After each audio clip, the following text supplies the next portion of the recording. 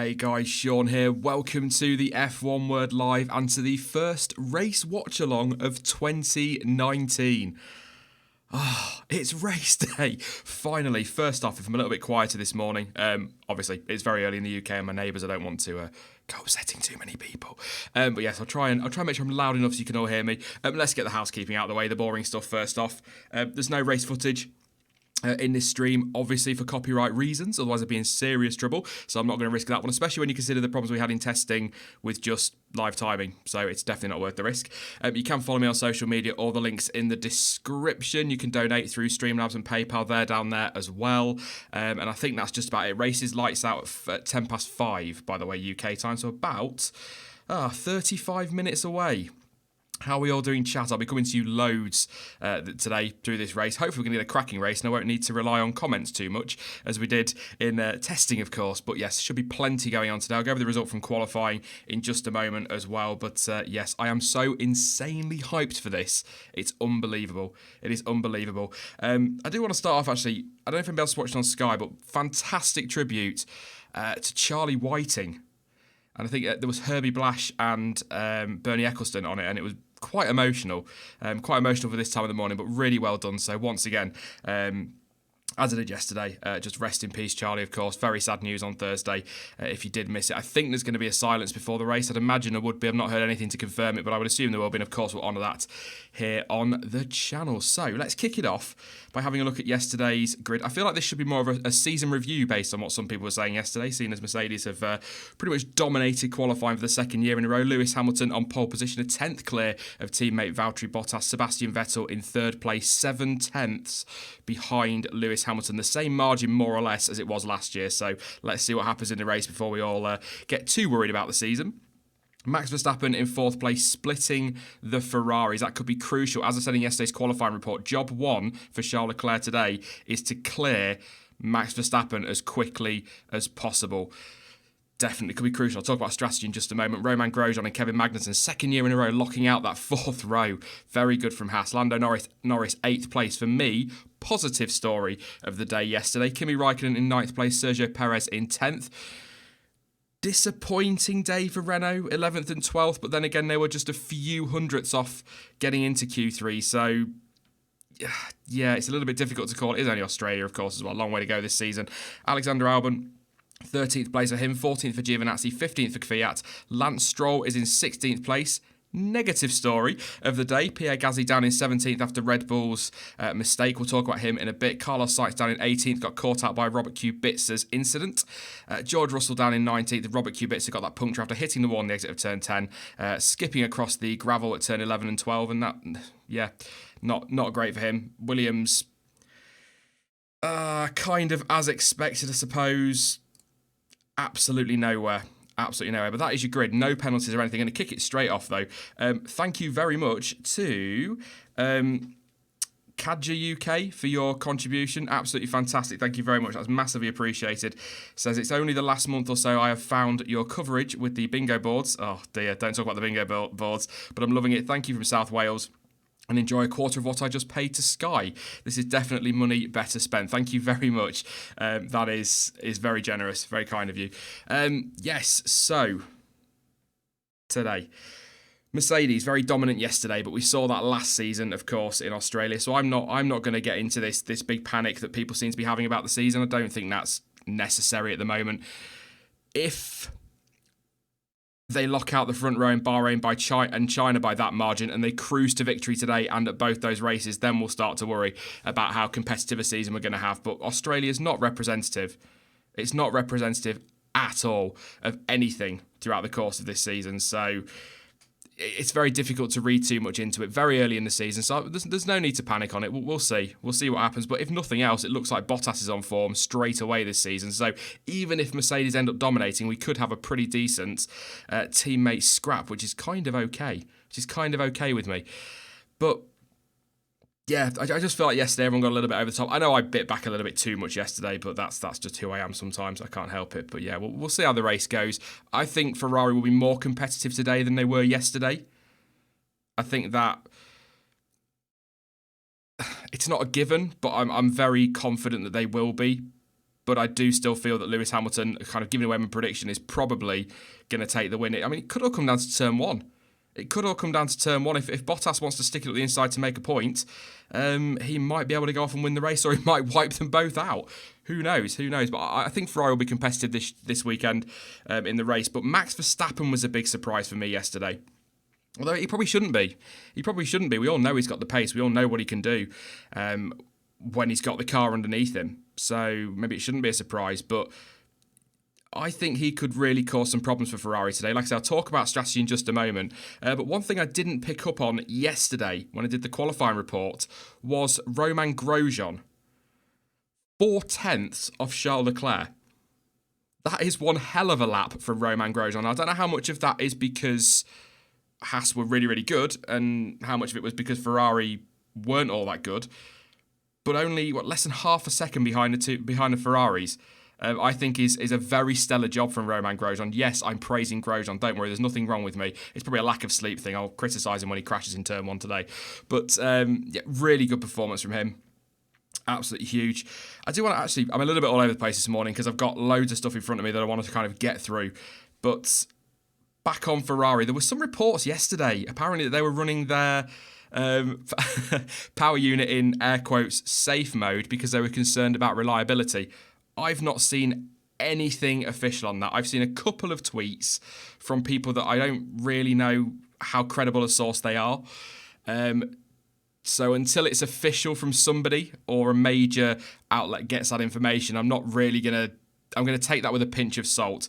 Personally, with all due respect to Ferrari fans and whoever has said that, it just sounds like an excuse. If I'm being perfectly frank about it. It might not be. It might not be. They might genuinely be running in safe mode. But if they've got concerns about their power units over one hot lap in qualifying, then they're in trouble this season. It's as simple as that. So I'm just not convinced by that. And we'll see.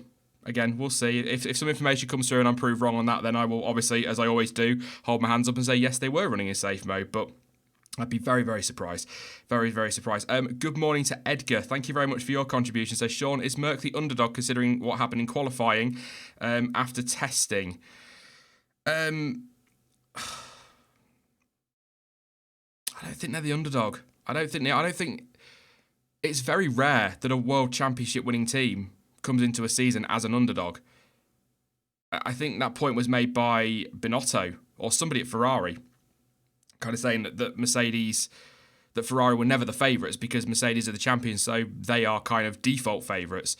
So I don't believe that Mercedes are underdogs. I said it during the testing streams, didn't I, loads? I didn't believe for a second what Mercedes were going on about. Racers just said in chat, everyone seems surprised to see the speed of Mercedes, including Mercedes. I believe that Mercedes were not expecting that margin, but I do not believe that they had the problems they were making out at all. I didn't for a second.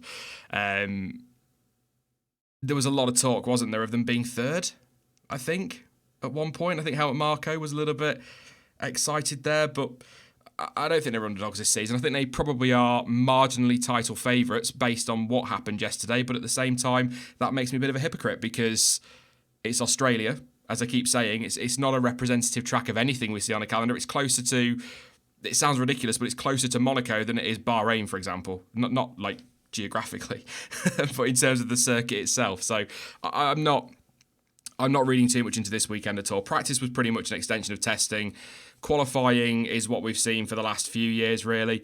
Mercedes been fairly comfortable, and I think we'll see a very different race.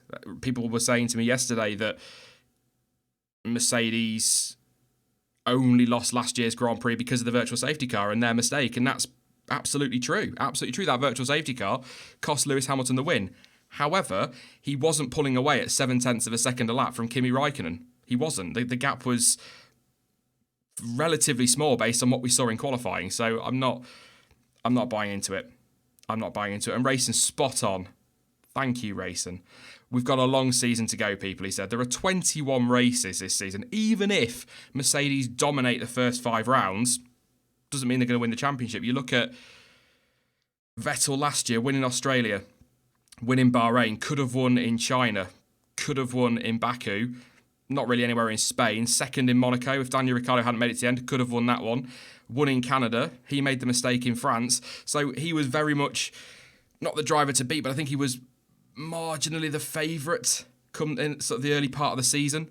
And then everything went wrong from Germany onwards, really, apart from Belgium. So it's too long a season. Formula's not what it was in that respect. It's what? I've been streaming 15 minutes and I'm going Grandad again. Grandad Sean, here we go. But back in there were 15, 16 races a season. We've got 5 or 6 more races a year now. So you can't write off the first few races, but you certainly can't. They're not going to define a championship. He says that, but if Mercedes were to disappear, lap the entire field today and do that for the first 5 races, then that probably would define the championship. But you know what I'm saying. You know what I'm saying. So yes, strategy before we talk about Pierre Gasly and Charles Leclerc. Bad news for Charles Leclerc, actually. In fact, I'll do that first very quickly. No driver has ever won the Australian Grand Prix from 5th place on the grid. Oh dear. And it is the place inside the top 6, I believe, that gets the most retirements in Australia. So not good news for Charles Leclerc at the moment. So it's only a stat, of course, and we never know. That's just numbers, but there we go. Your strategies for today, according to Pirelli, your quickest stop, or your quickest pit stop strategy is a 2-stopper, surprisingly. I don't think we'll see many 2-stoppers today, but apart from those going for fastest lap towards the end of the race, don't forget that today, by the way. But 21 laps on the soft tyre to kick things off with, then stick on another set of softs to run for another 21 laps, and then run the mediums to the end for a total of 16 laps. Almost as quick as that one is a one-stopper, and I think this is the one we're going to see the most today. Sorry, I could read that then for a second. But yeah, 27 laps on the soft tyres and then run 31 laps on the mediums.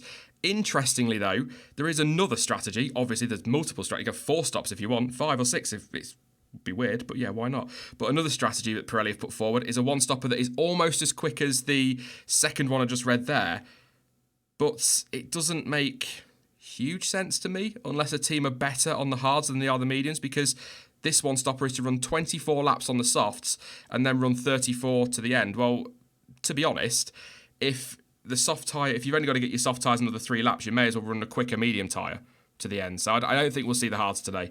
I really don't. Unless somebody really... Could a Williams maybe, thinking about it? Maybe a Russell? Maybe a Russell or a Kubica to put the hards on and run super, super long? Do the opposite to that strategy. Maybe do 34 laps on those and then stick the super softs, there we go. Stick the softs on towards the end of the race. Maybe they could try it, but I'm not...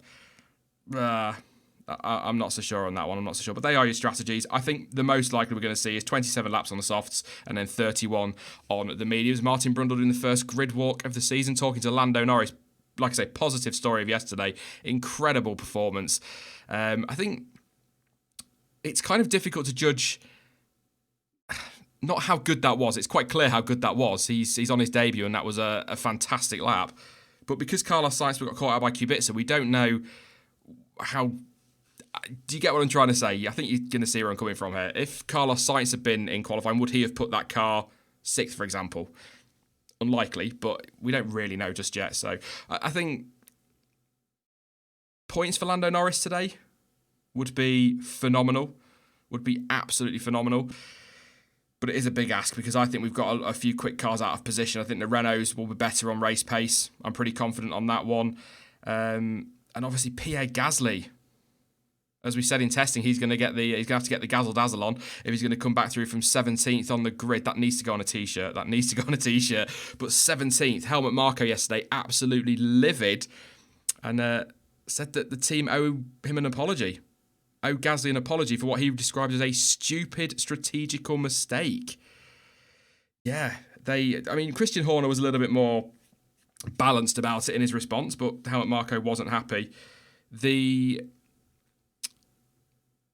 The story, I forgot to put the quote up, but basically what Christian Horner was saying was they were expecting him to go quicker on his second lap on the tyres, like Max Verstappen did that he was running, and because he didn't, that compromised the strategy, and they wanted to save a set of tyres.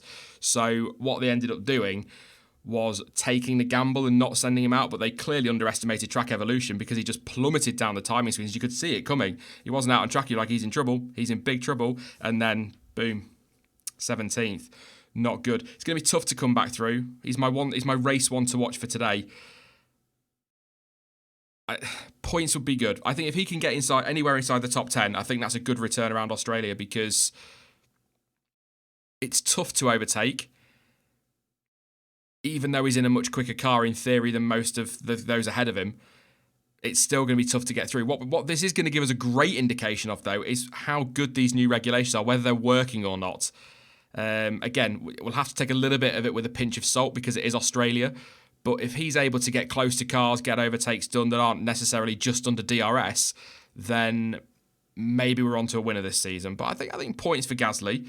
Let me know in chat. Slow mode is on. Don't worry, mods. But let me know in chat what you think. What position do you reckon Pierre Gasly can come back to? I'm going to go... I think top 6 might be a stretch. Based on previous years, you'd expect a Red Bull down the back end of the grid to make it to top 6. But I think 8th or 9th wouldn't be too bad. 8th or 9th would be pretty solid for him. It depends on retirements. We might lose the entire top 10 into turn 1. Who knows? But yeah, I'm going to go... I'm sitting on the fence ahead of him. I'm going to go 8th. I'll be positive. Go 8th for him. I think that'd be really good. Look at Bottas last year. He didn't start all that low down and only managed to get back to 8th place. So that kind of tells you what Australia is. Sean Hart says 5th. Oh, great name. Obviously, Sean, fantastic. And spelt correctly as well. But yeah, 5th place. Oh, Sean's feeling positive this morning. Ryan says DNF. It's Champ reckons P7. DNF as well for Daffy. Top 10, nothing more, says Vishal. Nick reckons P10 if he doesn't DNF. Racing's confident he'll make it to top 6. There is still a gap between top 3 and the rest. Worst case, 8th behind the Haas. Afternoon or morning here in the UK, Darth. I'd expect to see Gasly finish around 8th as well, barring any retirements in the top 10. Brundle just said there is a moment of silence coming, so I'll keep an eye on the tally for that one so I don't miss it. I kind of messed that up last year with something. I'm predicting Lance to win Formula 1.5, says Botty. Well, you would do, wouldn't you, Botty Gamer? I've seen you in the comments. Yeah, 9th and 7th. So yeah, we're sort of, between us, we're all pretty confident, those that have said he's not on a DNF, that he'll be inside the top 10. Yeah, we will see. We will see.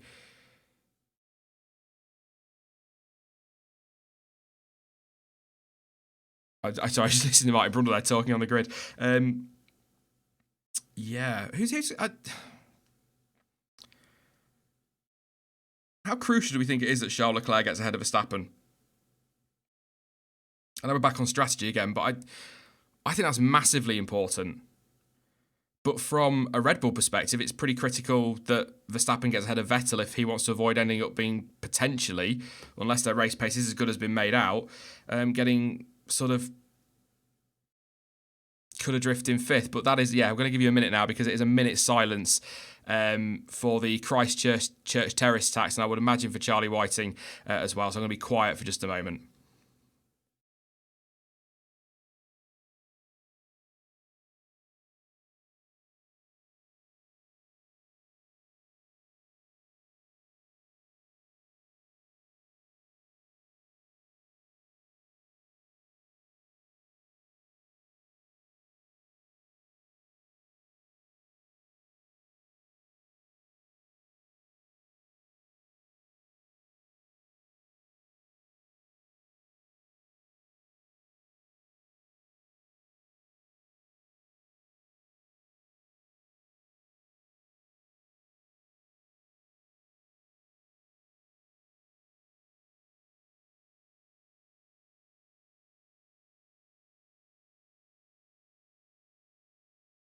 There we go. That was the 1 minute silence for Charlie Whiting and the terrorist attacks in New Zealand. Obviously, thoughts are with the families of everybody in New Zealand. Terrible atrocity. I'm not going to get into that. It's a stream on Formula One, and that's a whole can of worms that I'm not going to go into. But it is horrible, absolutely awful. And also, rest in peace, Charlie Whiting, absolute legend, massive loss to the sport.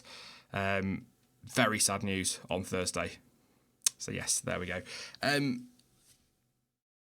I'll tell you what I do need to do, actually. Your sets of tyres available for the rest of the weekend. I meant to do this towards the start, it was about strategy, actually, but never mind. Like I say, it is 5 to 5 in the morning, so bear with me a little bit.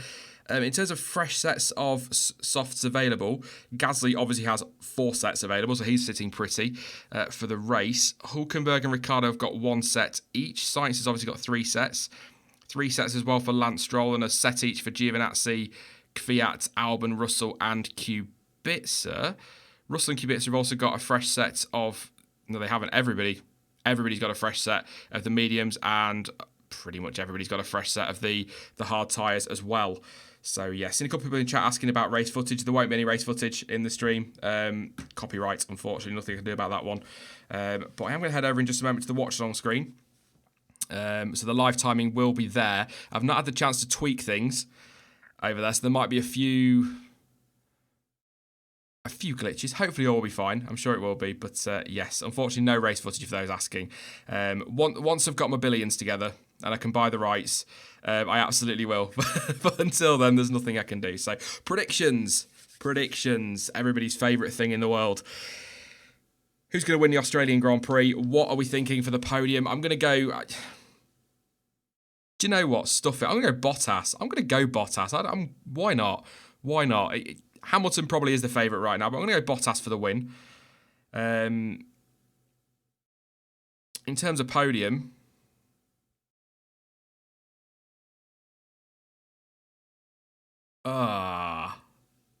How chaotic do I think this race is going to be? This is the question. Bottas for the win. I don't want to say Hamilton second because it's too obvious. Yeah, what if Hamilton second? And I think Vettel probably third. But it would be great to see Max Verstappen on the podium at the first race of the season. It'd be really good as well to see Charles Leclerc get his first podium today. But it's all going to come down to that first corner. We might see a little bit of chaos. I think a few people on Twitter wouldn't mind seeing a bit of chaos into turn one. That would be good. Give us an exciting race. But I'll read some of your predictions out super quickly. Jack, morning Jack, says Hamilton bottle Vettel is what I'm going to go with there. That's another t-shirt. Little overtaking. Oh, Jack, you're so pessimistic this morning, mate. It's not good enough. Leclerc for the win, says Nell. Max P2 says Joe. George says Hamilton, Vettel, Bottas.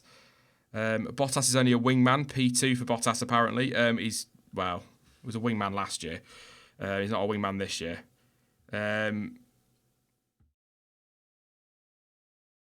Bottas for the win. Haas for a podium. Ooh. Yeah. Why not? Oh, that'd be good. As long as it's not Grosjean, because I've got Dan in the post-race show. Grosjean gets a podium, we're finished. He's not going to shut up, is he? Bottas. Another one, Hamilton, Verstappen, Vettel, says Racing. Oh, that'd be good. Vettel, Verstappen, Hamilton, says Jeffrey. Hamilton, Vettel, Leclerc. Max wants to know if he missed round one of Formula 2. No. That didn't kick off till Bahrain, I don't think. Max Claydon, who I spotted yesterday in the live chat on the United stand. I was my personal account, I was over there. Not a good result, mate. Not a good result yesterday. Shocking performance. Perez P3, says Sanjay. Question mark. From 10th. I think we'd need a bit of chaos for that to happen, but we've seen some chaotic Grand Prix in the past in Australia, so yeah, why not? Safety car to mess things up, says TRL Cage. Daniel Avocado is a thing now. It cannot be undone, says Jeffrey. Daniel Avocado, that was so funny. Alonso 1, 2 and 3, obviously Lee, of course. And I don't know why we're even bothering predictions, because we all know Williams are going to be 1, 2. They're still sandbagging. We know they're still sandbagging, so yeah. Gio for points, possibly. Where's he starting, Gio? 14th? Yeah, it's doable from 14th. Again, might need a little bit of luck because there's some pretty quick cars ahead, but then... Yeah.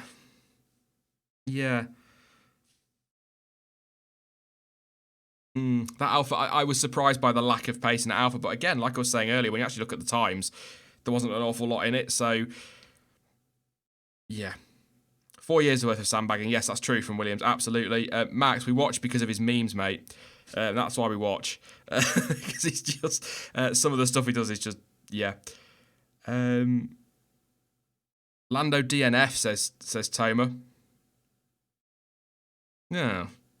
I hope not. I'd like to see... It'd be great to see him get some points on his debut. Not because he's British before that gets thrown around, but it just would be great.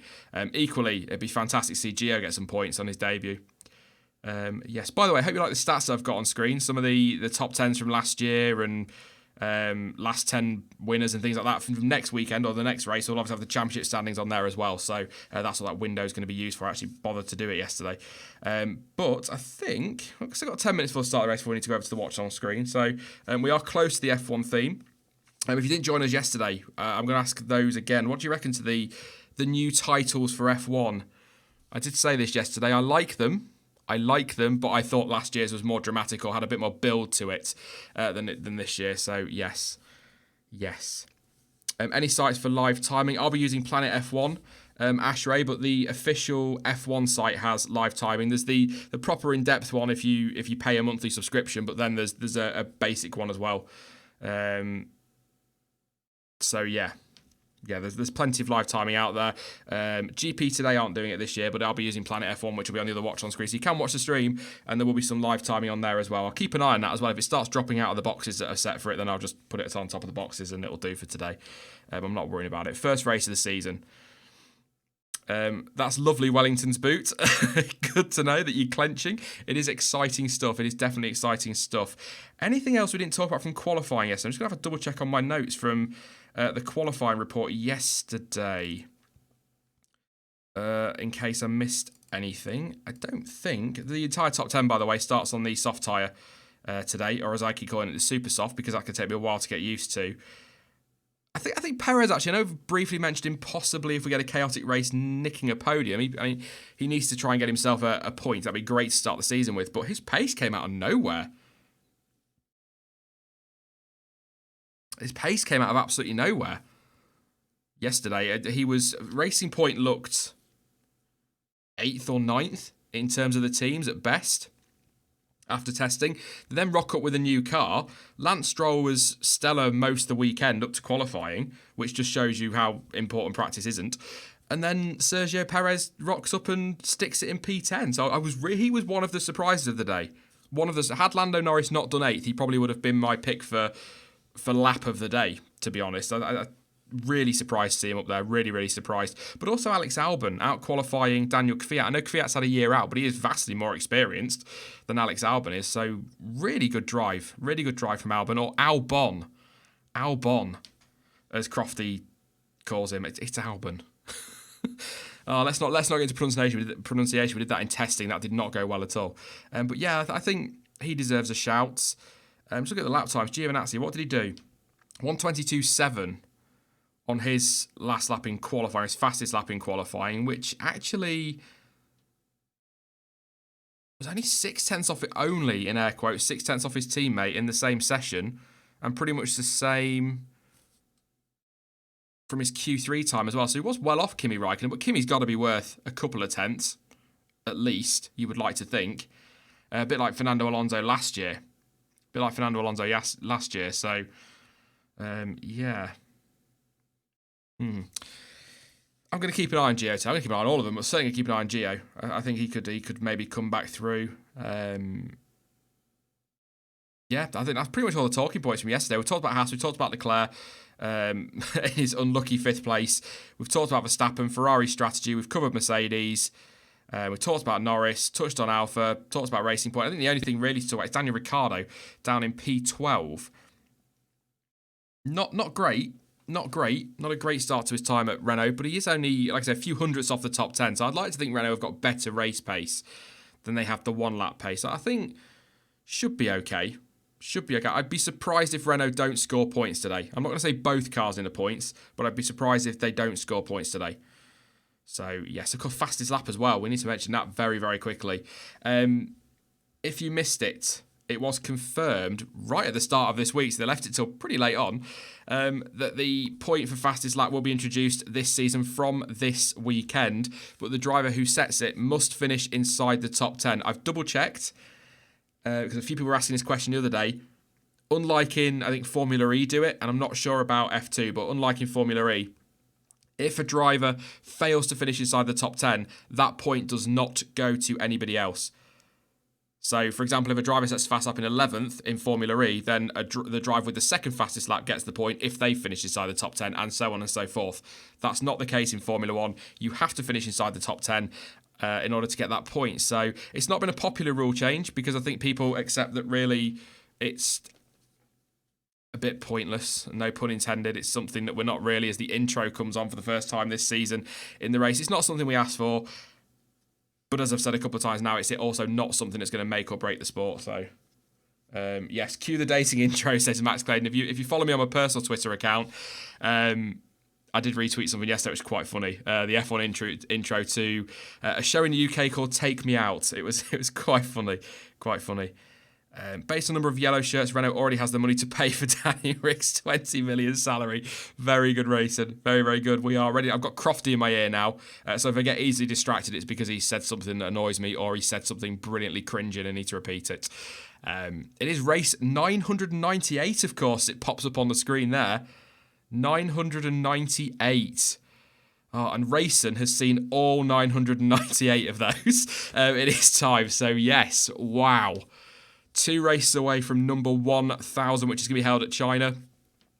Bit gutted they didn't do it at Silverstone, but I understand why they didn't do it at Silverstone. If you're new to Formula 1 and you didn't know this, we did have a race in April at Silverstone once. As you will imagine, it was an absolute bloody disaster. Washout is the way to put that one in the end. I don't think we'll see it again. We won't see it again. But we're not going to get a cheesy watch-along intro because I forgot to do it. Somebody in chat mentioned it earlier and I just went, oh, damn, to myself. So I'm going to head over to the watch-along screen right now in hopefully seamless fashion. Look at that. That's your grid ready to go for this season, for this race. As chat has a bit of a moment and tries to catch up, I will make sure that we're on the right screen now. So bear with me just a second. I want to make sure that we are on the right screen. It should update automatically, but I'm just going to put it on there anyway and make sure that it's ready for the race. The live timing, of course, is provided by Planet F1. Thank you very much to those guys for allowing me to use it again this season. As I said yesterday, very much looking forward to working with them again over the course of this year. I'm going to be tweaking this setup because I'm not completely happy with it, but I spent all week messing about with it. It's like 5 boxes on screen, and I spend hours farting about with it, so yeah, not good. Grid, let's run through it very quickly. Hamilton on pole from Valtteri Bottas in second place. Vettel is third with Max Verstappen splitting the Ferraris in fourth. Charles Leclerc starting in that unlucky fifth place. Again, nobody's ever won from fifth in Australia and it's got the most retirements inside, I believe, the top 6. Romain Grosjean sixth with Magnussen in seventh. Lando Norris in eighth place for McLaren. Kimi Raikkonen ninth and Sergio Perez, somewhat to my surprise anyway, making it into the top 10. It's the 2 Renaults on the next row. 11th for Hülkenberg, 12th for Ricciardo, 13th for Alex Albon on his debut, with Antonio Giovinazzi starting his first full season in Formula 1 in 14th. Daniel Kvyat returns in 15th place with Lance Stroll down in 16th. He'll be disappointed with that, I would have thought. Pierre Gasly will be very disappointed with 17th, as will Carlos Sainz in 18th. And the back row, big surprise, Williams. George Russell in 19th and Robert Kubica in 20th. Bit of a scruffy start to the weekend for Robert Kubica, of course. Put it into the pit wall on pit entry, hit the wall on pit entry and damaged his car, and then got the puncture on the exit of turn 10. Did read something quite interesting. Robert Kubica has said that the reason he caught the wall on the exit of turn 10 is because the car was better than he expected to be in that corner. Basically, it gave him more grip and more downforce than expected and ended up putting it into the wall, which I think kind of explains Williams' woes quite nicely, frankly. So if that's true, yeah, don't worry about the white screen. It should update very, very soon. It updates as they go across the line to start the race. So don't worry, bear with it. Hopefully it'll update okay. If not, I might return to the screen. We might have to manage that live timing today, but it should do. It did do last year, and it was doing it yesterday. So all should be well. Getting ready. Tyre warmers on. We'll be losing those in the future in Formula 1. That'll make things very interesting at the start of a race. It'll be key then, won't it, for tyres? But we'll worry about that one when we get there. Valtteri Bottas there. Picture of him with his beard. Looks awesome with a beard, I've got to say. A bit jealous. I might have to grow one myself. Lewis Hamilton, of course, on pole position. I did see a tweet this morning from Andrew Benson. It got me a little bit like, what? Somebody was retweeting it saying that Hamilton got a gearbox penalty, but it was from last season. And a lot of people fell for it, which was quite funny. So, yes, absolutely. What have we got here then? So, Lando Norris, just camera sort of focusing on him. It's this hype, it's this moment. The butterflies will start when they come through that final sector for the first time. So, yes.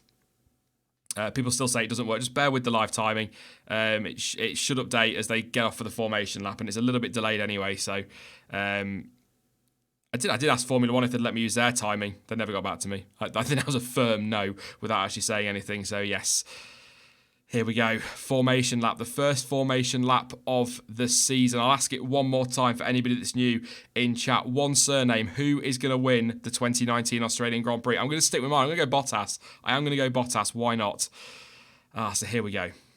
Here we go. Just confirming on screen there the pit windows, by the way. Lap 12 to 22 and lap 30 to 40, depending on which way round you want to go. So, yes. Absolutely. Just going to head over while they're on the formation lap, just to double check that everything's working okay over on Planet F1. Like I said, it was doing yesterday, so it should do today, I'd like to think. But what I'll do is give it a refresh and see how we're going. There we go. That's all I had to do was hit refresh. Good old refresh. Ready to go. Hülkenberg. Sorry, look across. Hülkenberg for the win. Wow. That'd be, yeah. I think I put on my bingo board, didn't I? I'll put on somebody's bingo board that Hülkenberg's only podium that he gets will be a win. So his first and only podium will be a win. Sorry, every time I get a subscription, I get that Pierre Gasly gif and it makes me laugh. I can't help it. That's why I picked it. If you are new, don't forget to hit that subscribe button, of course. And if you could drop a like on the video, that'd be awesome, because these watch-alongs seem to get an absolute hell of a lot of dislikes, because, I don't know, they just do. Probably because they can't stand my waffle about pot noodles and my nan. But there you go. So yeah, if you could drop a like on the video, that'd be absolutely awesome. And now the butterflies start. So that Sheldon gif usually comes in quite handy at this point. Don't forget as well, we will be live around about an hour-ish after the end of the Grand Prix, and I'll be live with Jonty and Dan for some race reaction. It's not a review, it's just us giving some reactions to the race and have a quick chat about it, kind of debrief in a way. We'll see how we go. So, a point will be awarded to both the driver and the constructor who sets the fastest lap, provided they are classified in the top 10. That's just been popped on screen now to let everyone know from Formula 1. So, here we go. Thank you very much, Nell Woods, for the subscription there. I won't be able to give everyone a shout out when you subscribe, unfortunately, because I'll be watching the race in a moment, because they're coming round onto the grid. What's going to happen? What do we reckon? We're going to get some chaos in turn one. Esteban Ocon there on screen, talking to Toto Wolff, getting a bit of time off this year. I think we've got a good-looking grid in terms of cars this year as well. I know people aren't a big fan of the front wings. I do like them, so...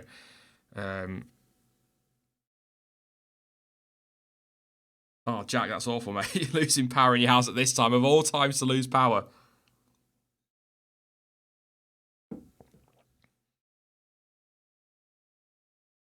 I missed that, Red G. Martin Brundle's knife butter jam method for remembering the tyres. I missed that one, so apologies. I'll be watching the race again later anyway, because I won't remember what happens between now and the end of the race. I'll have forgotten by lunchtime, so I'll be watching the Channel 4 highlights. Quite like their coverage. I watched it yesterday as well for the qualifier, but here we go. Deep breath. I think you heard that one. On come the 5 red lights. It is 5 lights, and 2019 is go. Those lights were not on for very long at all. Good start for Hamilton, but Bottas has got an even better one. Oh, we've got an incident at the back, but hang on. Bottas has taken the lead, but Ricciardo's got no front wing. Into turn 1, have we got some chaos? Oh, I don't know what happened to Ricciardo there, but Bottas leads the Australian Grand Prix, and Leclerc is all over the back of Max Verstappen as they run down into turn 3, and he's got a Haas on his outside of Kevin Magnussen, having a look at Magnussen, as he did last year, jumping Romain Grosjean. So what was going on with Daniel Ricciardo, though? Chaos at the back. I think it was Ricciardo, just double check it was. I will let you know when we get a replay, because I have no idea what happened there, but Valtteri Bottas leads the Australian Grand Prix. And is already pulling a gap. Vettel on the back of Hamilton at the moment. Leclerc having another little look at Max Verstappen there, but he's not going to get through into there. Bit of a gamble, but what a start from Bottas. Those lights did not seem to be on for very long at all. Whether that caught Hamilton out, I don't know. But Bottas already beginning to pull away a little bit from Lewis Hamilton. Good start. Good start to this race. I want to see a replay. What happened to Ricciardo? He was over on the left-hand side as we look at it on the pit exit with a front wing flying off. So he must have hit the back of somebody. Could he have hit the back of his teammate? They were alongside each other on the grid. That would be one hell of a story to kick off the season.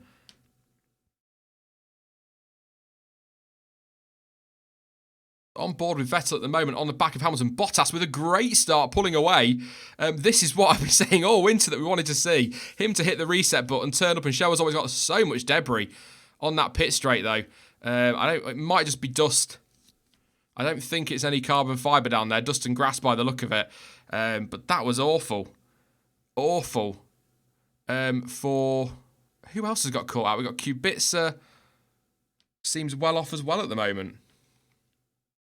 But he's in the pits, so something happens to Kubica as well. So we've got Kubica and Ricciardo both in the pit lane. I thought with Ricciardo going into turn 1, they were going to have some issues there.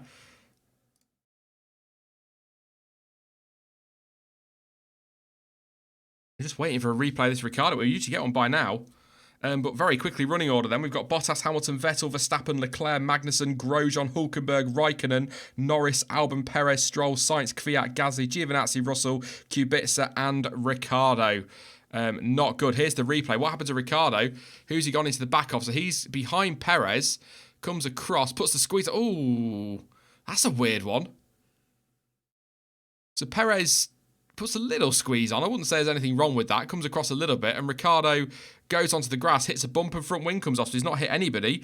It is just damage from hitting the grass. Max Verstappen at the moment, right on the back of Vettel, and Vettel just looks a little bit So yeah, he's falling back a little bit from Hamilton, but Max Verstappen still on the back of that Ferrari. So race pace at the moment, long way to go, looking okay for Red Bull. So yes, but Leclerc falling back a little bit as well.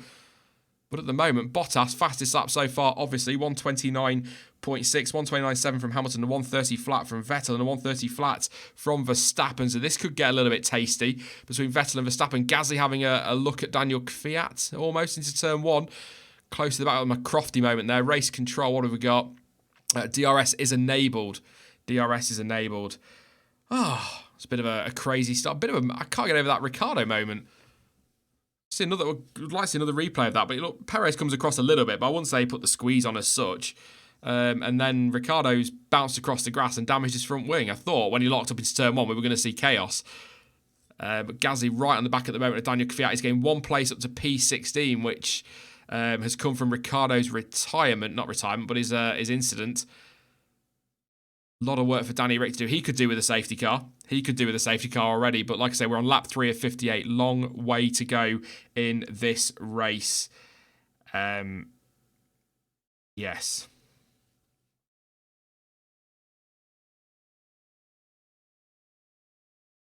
I think I'm going to have to be manually updating the Planet F1 thing. It doesn't seem to want to work at the moment, so bear with me a moment. So a bit of damage on the barge boards, according to Daniel Ricciardo's team radio there. He's already on the back of Robert Kubica. So yes, if I go quiet for a second, I'm just popping into studio mode, so bear with me a minute. I'm going to see if I can get this Planet F1 thing working properly. It's not their issue, because their thing's updating, but for some reason OBS doesn't seem to want to update with it, which is not ideal. Hashtag not ideal.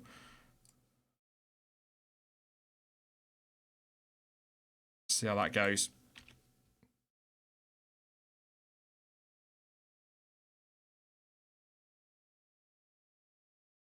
See if that works this time. But yes, so just explaining on Sky then, if you're watching the official feed, there is a little purple clock next to Valtteri Bottas' name. So that's going to indicate who's got the fastest lap at this point. So during the race, that's good to see. They're going to keep on top of that one for us so that I don't lose track, which is highly likely. Let's be honest about this one. But yes, Grosjean, P7, Nico Hülkenberg in P8. Hülkenberg catching Grosjean, but Magnussen well up the road from his teammate, 1.5 seconds clear. Interesting. So Grosjean not as quick as K-Mag at the moment. Although they are pretty close in terms of lap time, so I don't think there's anything to worry about there. Love seeing the vortices off the back of the rear wings this year. Great to see them back in Formula 1. But Bottas is leading at 1.4 clear of Lewis Hamilton, with Sebastian Vettel 1.4 seconds further back. Just watching Daniel Ricciardo again. Yeah, bit of a squeeze from, it's not really, nah. I can't see Perez getting into trouble for that. But yeah, big lock-up from Danny Rick. I thought we were going to see, I really did think he was going to steam into the side of Perez down into turn one. It's an interesting one. So he comes across. Yeah, just catches the edge of the grass there. Just a real bump. And that's ripped his front wing off. So not a great start to the season for Danny Rick down at Renault as Valtteri Bottas crosses the line on a 1:28.641. And I don't think the Planet F1 stuff is going to keep updating for me, so I'm going to have to leave things open, see if that works for me. So apologies, I'm sort of having technical issues on my end, so I'm trying to keep on top of it as best I can. Jack James says, Crofty said it could have been a gutter that he hit. Maybe. There was something there, wasn't there? So, yes. Wasn't a bad start from Leclerc, looking on board. What goes on in turn one? Does he just lose a bit of... He tries to go on the outside of Verstappen.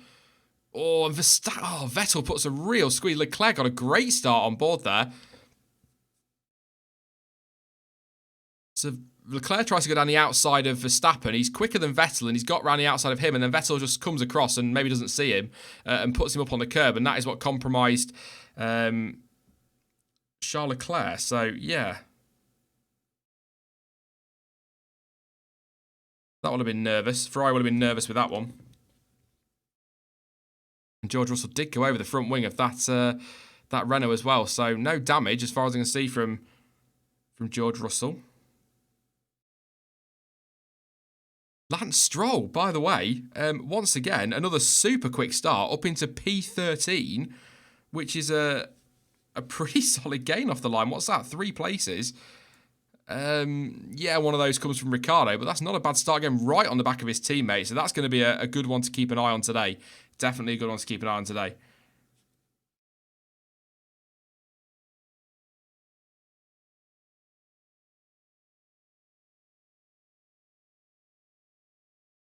It's got a bit quiet. It's a bit quiet at the start, lap 6. I think we're into that lull that we often get in Australia quite early on, just as people settle into the Grand Prix. But things looking really good here. But Gasly cannot clear Kvyat. Cannot clear Kvyat at all. Obviously, Kvyat's right on the back of Sainz, so that's not going to be helping things for him. He's going to be getting DRS, which is probably why Gasly isn't able to get through. I'm surprised, actually, that the Toro Rosso hasn't hopped out of the way.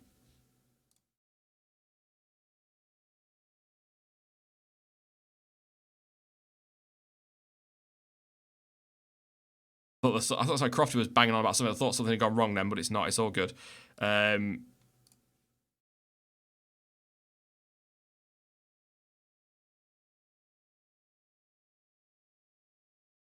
Just listen to Paul Di Resta there. Chatting about Daniel Ricciardo, nothing that we haven't seen. Stroll's got DRS on his teammate. It is quite weird seeing the DRS really wide. I'm going to come to you guys in chat in a moment for some questions and comments in a moment on the race so far. So I will keep an eye on things, but I will come and chat to you in a moment. But Gasly, just having a quick look and trying to keep an eye on this scrap because Gasly's all over the back of Kvyat, but Kvyat's got the DRS from Sainz, who has got the DRS from Stroll, who's got the DRS from Perez. So quite how Sergio Perez is hanging on in there, I'm not entirely sure at the moment. I am going to have to keep manually refreshing, I think, the Planet F1 timing, unfortunately, so you have to bear with me a little bit on that one. I'll try and make sure I do that at the end of every lap at least. So yes, apologies for that one. I'll get on to them about that later. I don't think it's their issue because theirs appears to be working quicker than mine is. So it's an OBS issue rather than a Planet F1 issue. Ricciardo went wide. Yes, he did. Mr. Mentos.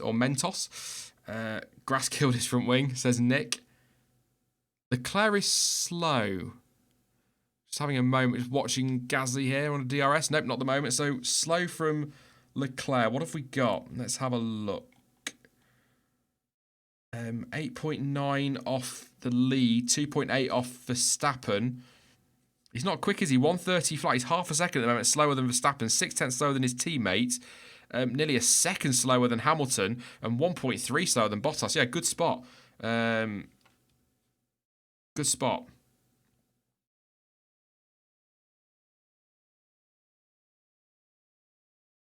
Gasly all over the back of Kvyat at the moment. This is where the scrap is. Bottas has gone. 2.5 seconds up the road from his teammate already. Great start from Bottas. Great to see. There are a number of drivers on the grid this season. Bottas, Stroll, and Kvyat. Obviously, you rookies as well, but Kvyat, who I would love to see do really, really well this year. It'd be fantastic if they could deliver this year. That'd be brilliant. And at the moment, they are doing. They absolutely are doing.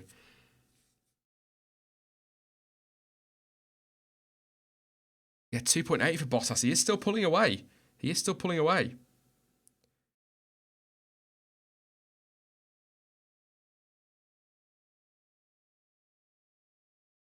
I think Kubica hits another car's rear, says Felix. I've not seen any replays of Kubica, but he was in the pits very early, but he is 1 minute and 22 seconds off the lead. Obviously, that includes a pit stop, but he's already 10 seconds behind Ricciardo, and he only overtook him 7 laps ago. So, yeah, long way back for Ricciardo. Ricciardo needs a safety car if he's going to get back into this race at all.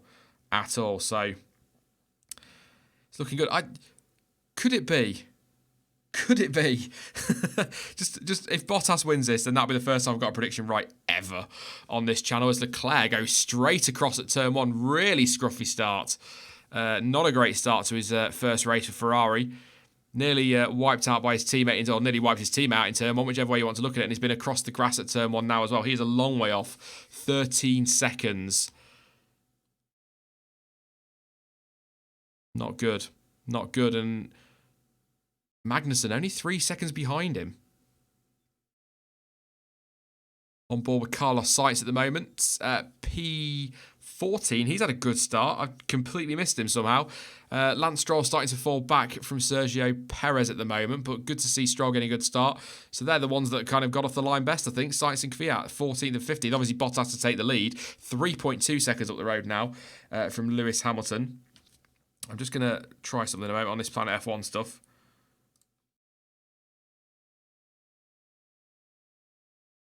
I do like those the graphics they put on the Halo. Max Clayton just spotted them as well, and a few others. I really do like them. I think they're great. It draws attention to the Halo, but we all kind of... Leclerc has dropped to the bottom of the timesheets for some reason. Bear with me a sec. I don't know if that's why that's happened, but Leclerc has just gone a lap down. I think the timing's just failed. The official timing has just failed, I think, miserably, because Leclerc just dropped him down to last and put him a lap down. So if that happens on the Planet F1 timing, just ignore it. As far as I can see, he is still... transponder issue, apparently. The Leclerc, he is back up into P5 now on the live timing, so yes. A little bit worrying there.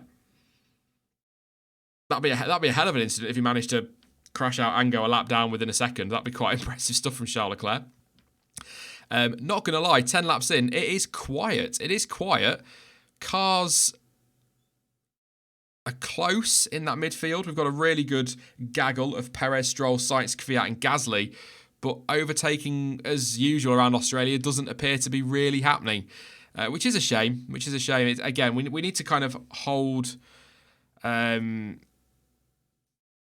on judgment when it comes to these new regulations a little bit, because, again, I've said it a million times this weekend, Australia is not representative of anything, so we never see... Christian Horner said this last year when there was all the fuss out after what people called a boring... Oh, and Sainz has blown up. Not literally, his engine's gone. There is a lot of smoke pouring out the back of that McLaren, and that is game over for Carlos Sainz, and he's pulled it into pit entry. So Sainz is out, smoking McLaren, a lot of smoke. There's a fire at the back of the car as well. Marshall needs to get down there very quickly. Carlos might want to get out of that car if he could. Super quickly, it'd be great. That is a lot of smoke, and Marshals don't appear to be particularly quickly moving towards him with a fire extinguisher. So if Carlos could get out of the car, that'd be lovely.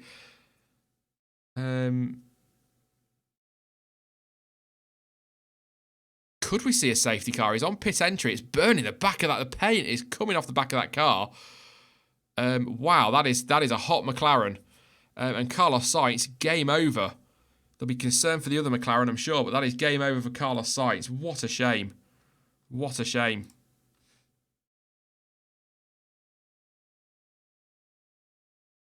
Again, just a quick one. Just bear with me on the live time. I'm having to refresh it manually at the moment because for whatever reason, OBS isn't updating it live. I might try and disappear and come back in a moment from this screen, but I'm not quite sure why it's not running live, frustratingly. But I will keep an eye, try and get it sorted.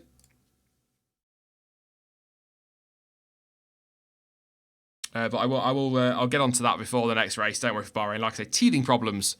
But yeah, all the paint cracking on the back of that car. Sainz took ages to get out. I don't know if he knew there was a fire, but it was just coming through. Yeah, it's just smoking. Yeah.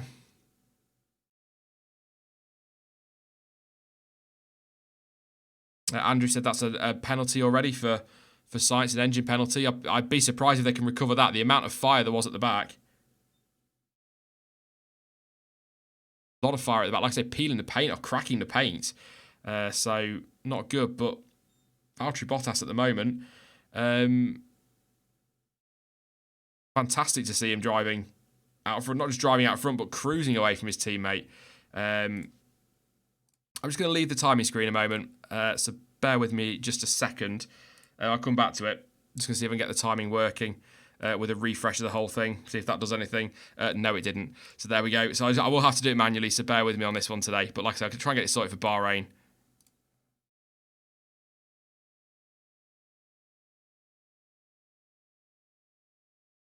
So what do we got? Let's have a look at the official timing. See what we've got. So Bottas fastest lap 1:28.633. He is 3.6 clear of Hamilton. Vettel is 3.7 further back. Verstappen is 1.5 seconds further back. Alpha getting ready for a pit stop. And it's Kimi Raikkonen coming in. I'll keep an eye on that one. Charles Leclerc, 8 seconds behind Verstappen. He's had a trip across the grass. Magnussen, only 6 seconds back on Leclerc. Grosjean, 7th, 1.6 back. Hulkenberg, 8th. And Norris in 9th with Albon in 10th. But Kimi Raikkonen, first to pit. He's put on a nice fresh set of the medium compound. So that's about 8 laps earlier, or it is 8 laps earlier than Pirelli was saying would be the right time for both a one-stopper and a two-stopper, so he's kind of not really anywhere with that one.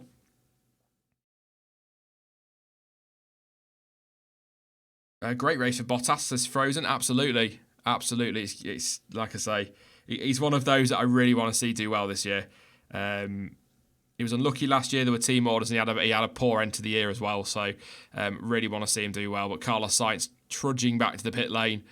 Not happy, understandably. He was running well. He got a good start up there into P13, I think he was. So real shame for Carlos Sainz.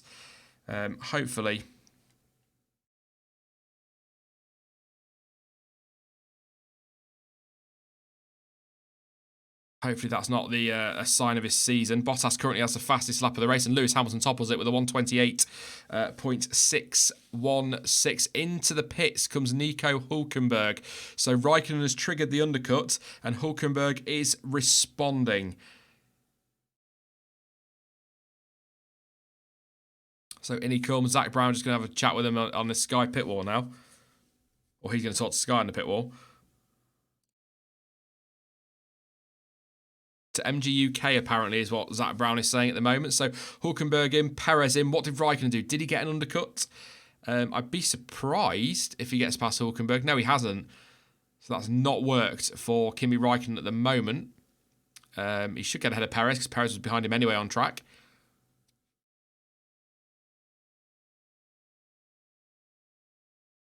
So know that the undercut hasn't worked for Kimi Raikkonen. He's down in 15th at the moment and still behind Hulkenberg, 4 seconds behind. But he's got the tyres on. I'd imagine they'll run to the end on those. I mean, I hope they don't. I hope they don't run to the end on those. That's not going to be particularly exciting, is it, if they end up doing one stoppers this early in the race? Bottas, I think, has just set the fastest lap of the race, 1:28.3 flat. Yeah, 1:28.300. And Ferrari are pitting. Vettel first in of the top 3. These stops are earlier than I was expecting. I'm not going to lie.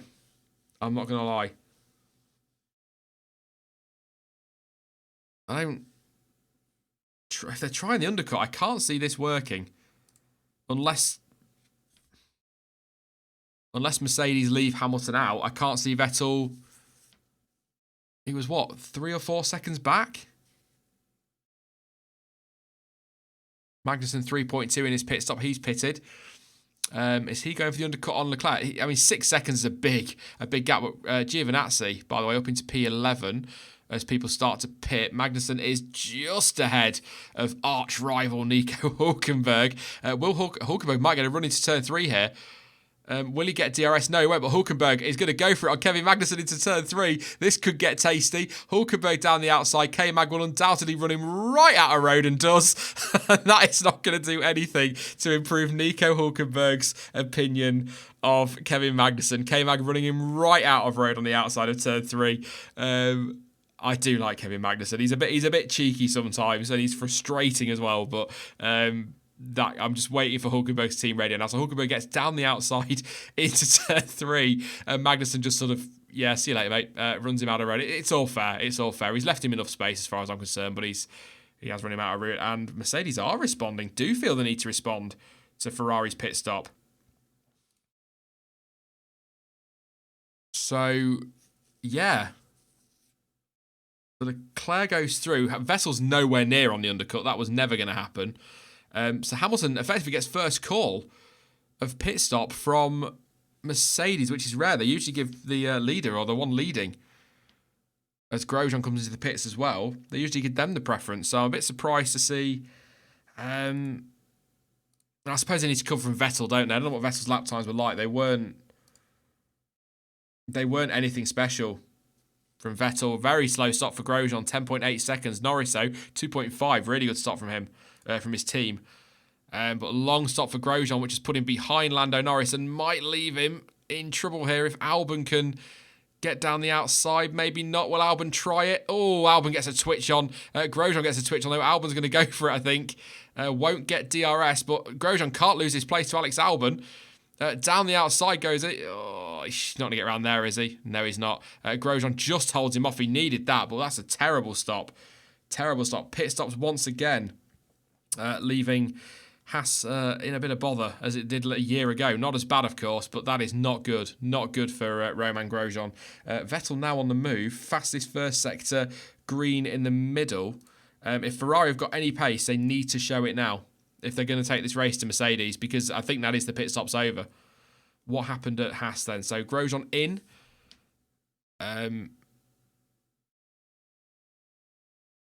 Was the left front, by the look of it, that was the problem for Romain Grosjean. Wouldn't go on. And he must hate Australian Grand Prix pit stops. He must hate it. Vettel, 27.9. Nearly choked on my own breath there. 1:27.9 for Vettel. Fastest lap at the moment. Not good. Not good. Yes, a few people quoting what Gunther Steiner's probably currently saying. Flipping Nora, we all look like a bunch of idiots. Something along those lines. But Magnussen now having a run at Antonio Giovinazzi. DRS wide open. Super powerful DRS this year, of course. Look at super DRS. Why not? And Magnussen's going to go wheel to wheel with Gio down the outside. K-Mag won't back out of that. But Gio just keeps that position. Good driving. Doesn't want to waste too much time scrapping K-Mag. But K-Mag doesn't want to lose any time to him either. Not heard any team radio from Hulkenberg. Which I'd quite like to have from the K-Mag one. Like I said, I don't think there's anything in that. K-Mag left him just enough space on the outside. I keep calling Grosjean. It's Rogro and K-Mag if you're with us for testing. And Pierre Gasly's. Yeah. As you do.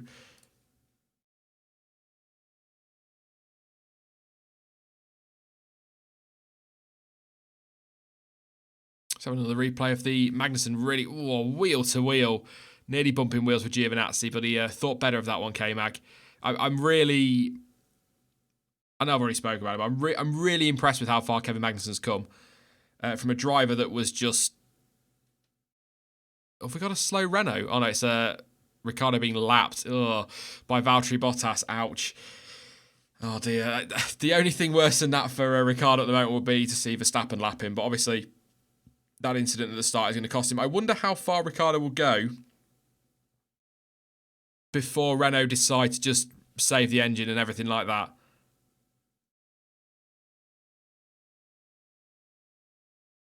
Valtteri's going to do 2 more laps and he's still quicker than Hamilton, is he? He is. Half a second quicker on the older tyres. Wow.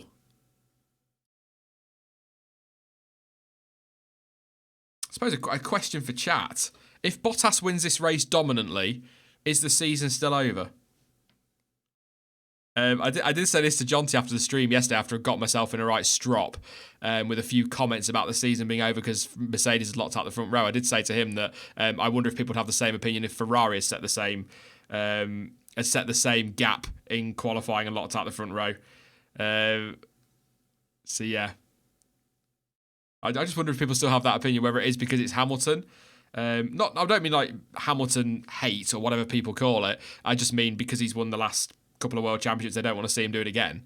And Magnussen really impatient behind Gio. And Gio's gone wide and Magnussen will get through easy. I think Hulkenberg will follow.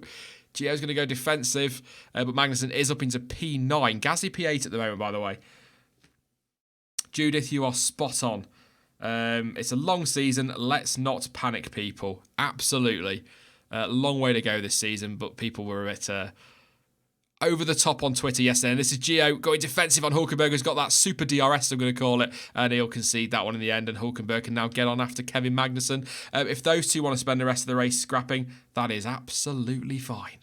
That is fine. Kimi Räikkönen, I think Gio will just have to let Kimi go. He's on a better strategy, and he does quite easily there. So where are people? So we've got Bottas yet to pit, but he's quicker than his teammate at the moment. Just on board with Magnussen as Giovinazzi goes very, very wide through what is 13. Yeah, and that allowed Hulkenberg a run down the straight, so Magnussen is through. But yes, Bottas fastest up, 27.8 on old tyres, don't forget. 27.8 from Bottas. So he's still super quick. I need to keep remembering to refresh the live timing. I do apologise.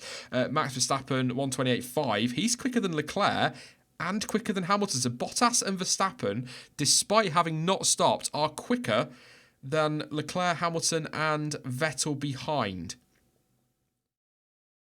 That's interesting.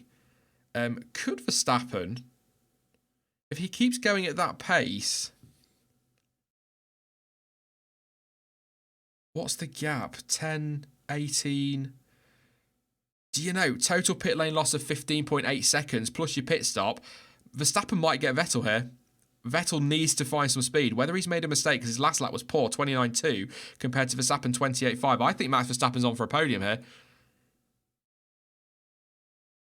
That's a comment that somebody's going to take and attack me with later, isn't it? When Verstappen ends up 7th.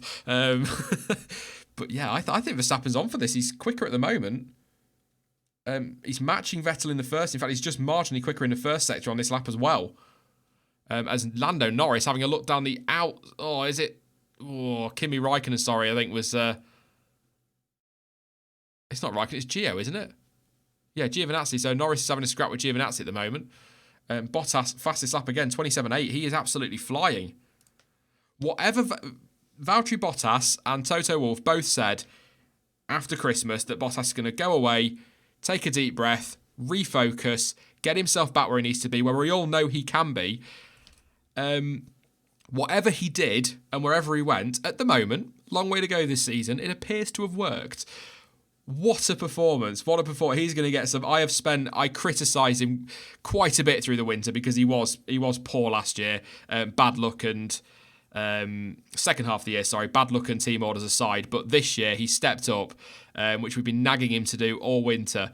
And he deserves all the praise he gets if he delivers this, because it's not just the fact he got his teammate off the line, it's the fact he's comfortably quicker than him on an older set of tyres. And by comfortably, last lap, Hamilton a 129.3, Bottas a 127.8.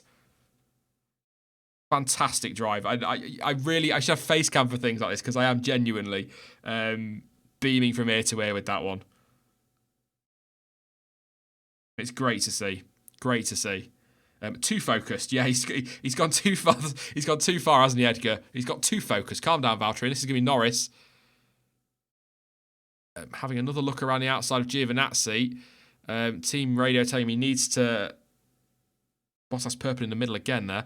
But yes, team telling Lando he needs to get through. Lance Stroll up in 6th place, yet to stop, of course. So what I was going to do was tell you your net positions of those that are yet to stop. So... I think Verstappen's third here, net third. 15, so he's 10, 18, 19, he's 20 seconds clear of Vettel at least. And you're looking at 15.8, so let's say 19 seconds for a pit stop. 19 seconds for a pit stop, so I think Verstappen's on for third here. And actually, he's 18 seconds up the road from Hamilton. So if he keeps going at this pace, he's not quicker on that lap. But if he can keep delivering the pace here, we might get a real surprise. At the moment, at the sharp end of the grid, the two contenders for drivers of the day are probably Bottas and Verstappen at the moment. We are not even at halfway yet, though. Let's all calm down. It's Australia. Race of attrition, safety cars, they can all come into play. And as Valtteri Bottas will know all too well, safety cars can really screw him over. And they tend to do. But here goes Norris having a little look at Gio again into turn one. He's going to have to get through because he's got a Haas right on his backside at the moment. But Norris needs to get this done into turn three. He's got DRS. He's going to get the run. Goes for the move on Giovinazzi. He's going to go, oh, Giovinazzi late to move to the inside there. But Norris needs to take a wide line in. I want to see a replay. That seemed quite late from Gio. Pretty fair. I think it's pretty fair, but he's now got Grosjean on the back of him, Norris, so he's probably going to get shunted off now. Oh, dear.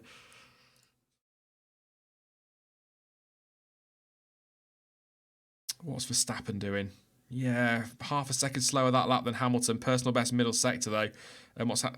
Quicker than Hamilton on that lap. Sorry, I was wrong again. So Verstappen is a 10th quicker.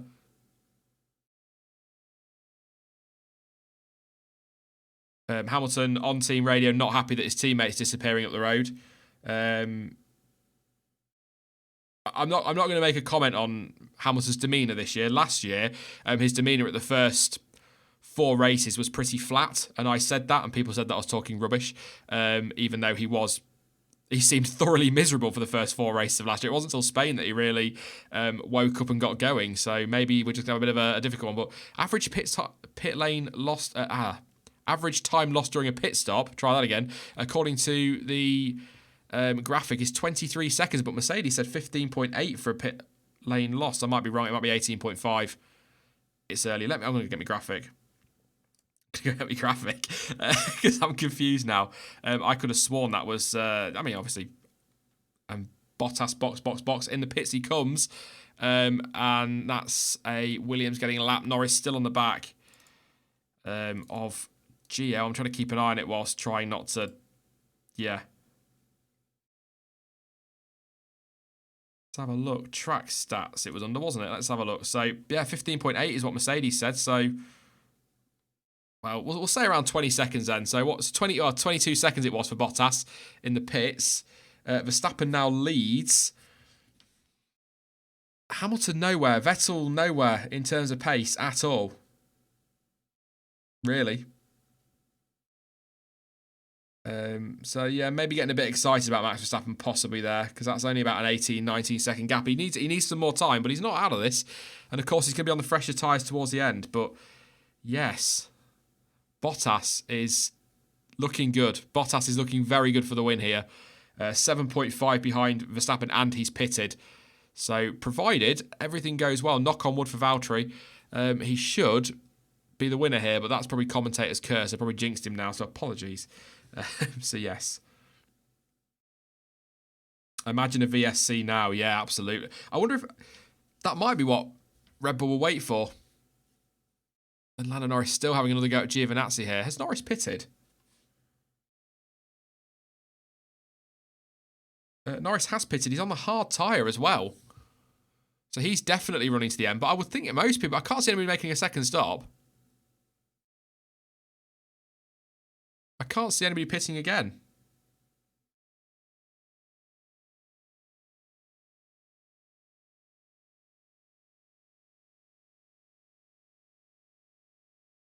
Norris has got Grosjean all over the back of him, and he needs to get past Gio. This is costing him so much time.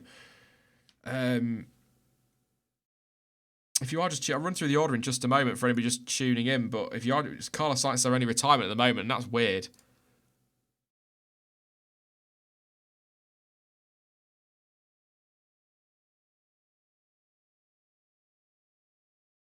Hamilton, I think, complaining about tyres there. I missed that on the team radio.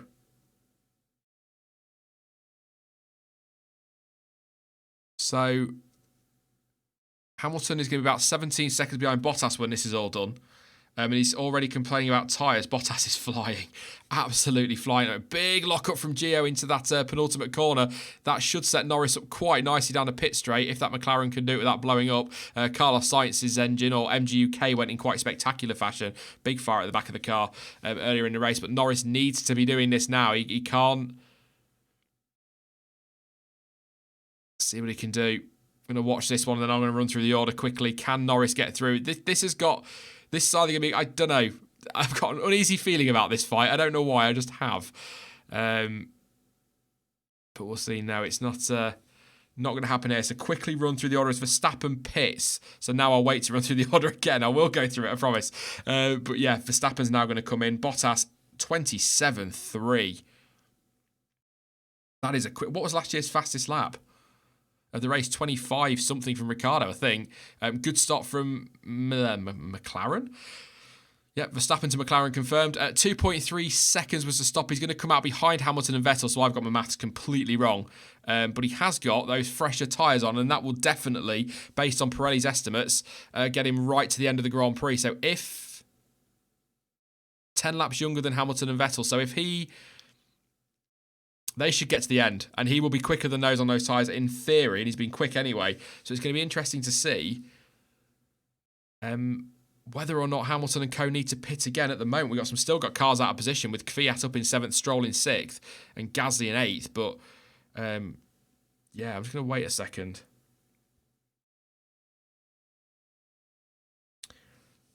Hamilton, 12 seconds back down the road, so he found some pace, but Leclerc's still running. So maybe Ferrari are trying to do what they did last year and try and get a safety car out of this one. Are they going to need it? Ferrari on nowhere. Really on pace today. 2.5 seconds Vettel is behind Hamilton. So in Australia it looks as though, Norris up the inside of Gio finally gets it done. Will Giovinazzi come back? No, he won't. Good move into turn 3. Needed to get that done, but I think really, Gio's all over the road. I think those tyres are done. I think Giovinazzi's tyres are absolutely finished. No grip at the rear of that car at all. He's got no traction on those rear tyres. The back end of it is all over the place. And Grosjean and Gio getting tasty. That Alpha is horrible. I know it's the tyres, but it's awful to watch. Grosjean, do not into turn... No, Grosjean, no. Rogro.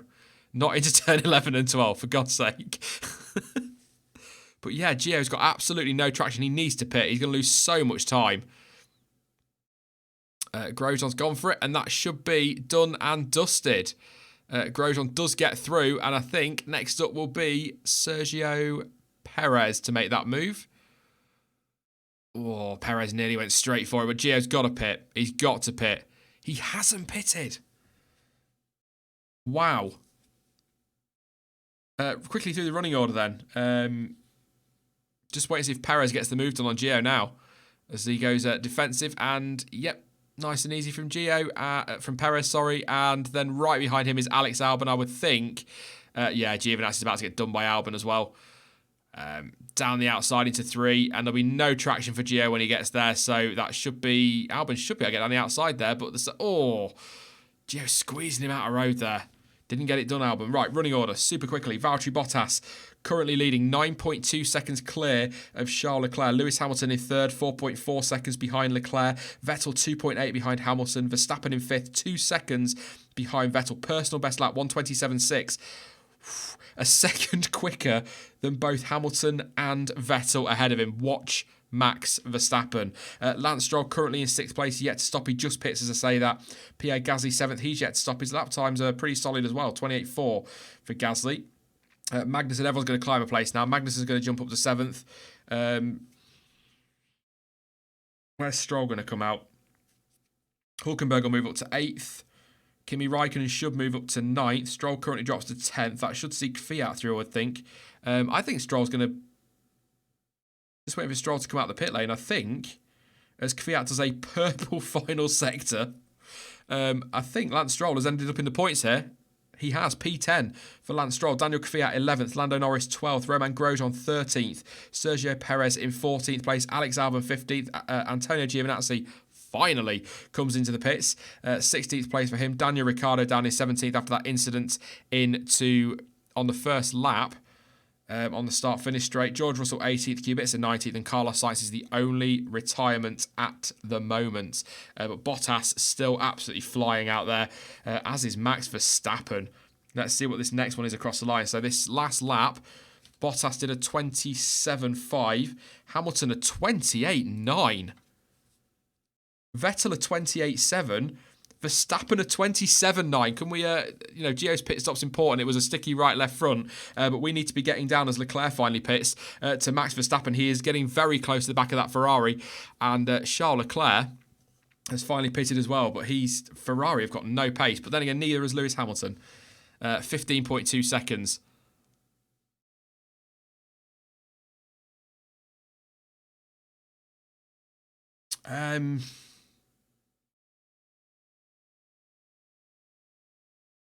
Well,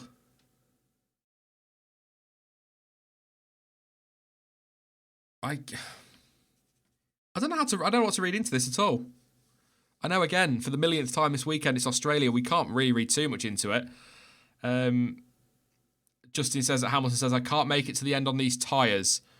That would explain the pace. He is currently 1.4 seconds a lap slower than his teammate in the same car, obviously. Vettel is nowhere. He's a couple of tenths quicker than Hamilton, but nowhere in pace because Verstappen's a 27.9, 6 tenths behind him. Here we go. Here we go, people. Right. Probably just pick that up on the stream there, me rubbing my hands together, because I think this is about to get a bit tasty. Because Verstappen, I don't think Hamilton and Vettel are going to get to end on these tyres. If that's the pace they've got now, and we've still got 28 laps to go, Leclerc's put the hards on.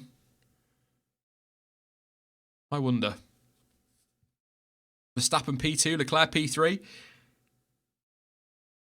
Oh, Jack, too much information, mate. Far too much information. I will let you know if anything happens. I don't quite know how.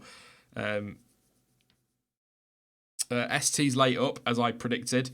Wants to know what is missed in the first 25 laps. That seems like a very good question, and I shall answer that for you. Not a lot. No, I'm joking. Daniel Ricciardo off the line. Ended up going across the cutting onto the grass on the pit straight on the pit exit, and lost his front wing quite spectacularly. That's pretty much ruined his Grand Prix. I reckon he'll be in to retire soon if we don't get a safety car.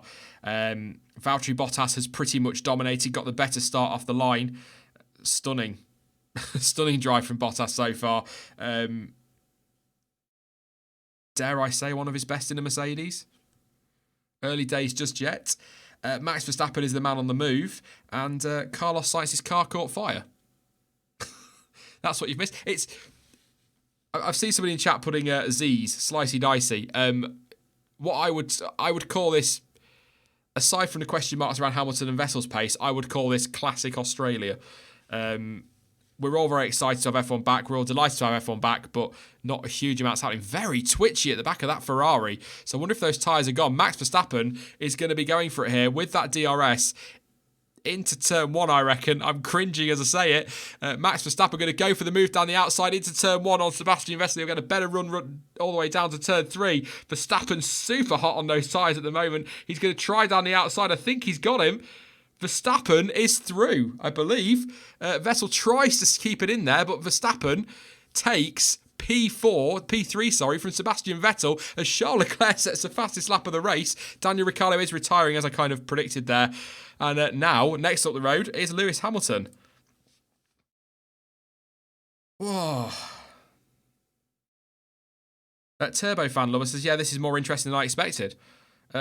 Yeah.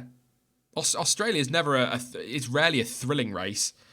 It has been in the past. We've had some crackers, but it's rarely a thrilling race. But it's certainly an intriguing one. A lot of question marks coming out of this weekend. But yeah, Verstappen, good move. It was DRS aided, obviously, but down the outside really well. Got a good exit out of one. Good traction through two. Got a very solid run on Vettel, pretty much alongside him as just before DRS opened, and then that's job done into turn three. Vettel had a little bit of a look. And that's Kevin Magnussen. Oh, it's Roman Grosjean. Oh, no. He's out of the race. I'm joking. Oh, bless him. P16, he's dropping. It's over for Grosjean. Oh, Dan. He'll be crying. Oh, Rogro. His third consecutive retirement in Australia, by the way. That looks like a reliability issue rather than a crash, which is somewhat surprising. Ricciardo is in the pits retiring, just to confirm that in case you missed me chuntering about that then. So we've lost three drivers. Kubica, Grosjean, Ricciardo and Sainz at the moment. Kubica is still in the race. Game over. Game over.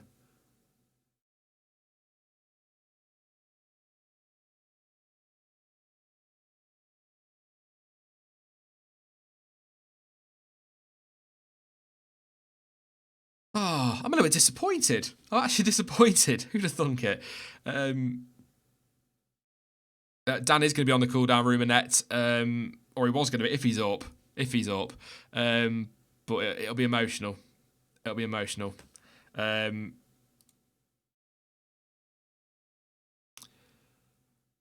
just looking at the lap times now. At the minute, Bottas has fastest lap, so that's a bonus point.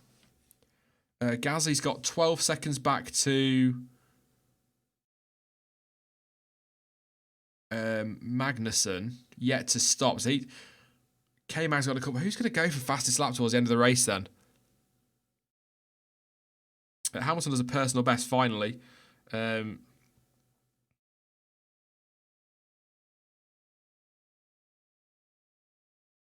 I think that's a smart call from Renault. If a safety car comes out now, he's going to look a bit daft. But I think that's a smart call. Unless there was a reliability issue. What happened to Grosjean then? On board with him now. Oh, his wheel's not on. His left front was not on at all, and that was the one that they had issues with at the pit stop. He's saying front suspension broken, but it just like the wheel slid off the rim. So I wonder if that's another issue there. Thank you very much, Justin, for your contribution. So there's 2 Renault engines already blow up, worrying. I'm confused. Where are we? No, I don't think Ricciardo's was an engine issue. I think they're just saving that one. He was a lap down and he wasn't going to get himself back into this race. Verstappen is catching Hamilton. About half a second at the moment a lap. So, and he has got DRS. So hopefully, we're going to see a bit of action here again. Max Verstappen, who put Bottas, Verstappen, and Vettel as their prediction? Somebody did, because I read it out and said no chance. So it must have been a pit issue for Grosjean, as Hamilton does a purple final sector, but Verstappen's still marginally quicker, and I think still just about has DRS. Maybe not quite. Hamilton says he's got no rear end. I assume he's on the car. Otherwise, that could be a problem. Not something you want to broadcast. But yes, not good for Lewis Hamilton at the moment, struggling on his tyres. By the sounds of it, no rear end. Vettel, again, no. Ferrari, nowhere. Absolutely nowhere, even on race pace.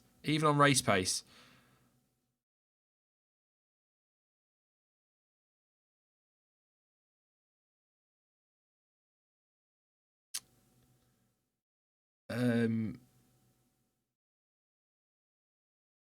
just looking at the numbers now, but 19 seconds up the road from Hamilton at the moment is Bottas. I think he's still a couple of tenths quicker than Verstappen. Bottas might get fastest lap, I don't know if would they risk a pit stop for the leader, even if he has got a bit of time in hand, because you never know, do you? You can come in and be like, I've got 30 seconds over the guy behind, let's come in and go for the fastest lap. Comes in, sticky wheel, costs him a 15-second pit stop, race gone. So is it worth the risk as the race leader to do that if you haven't got something like a championship on the line? Seems like a big risk this early in the season. I think we're going to see a Leclerc or Gasly go for fastest lap here. Maybe a K-Mag.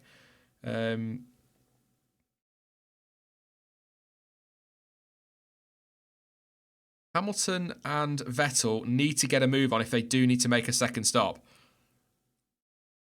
They really do. 27.5,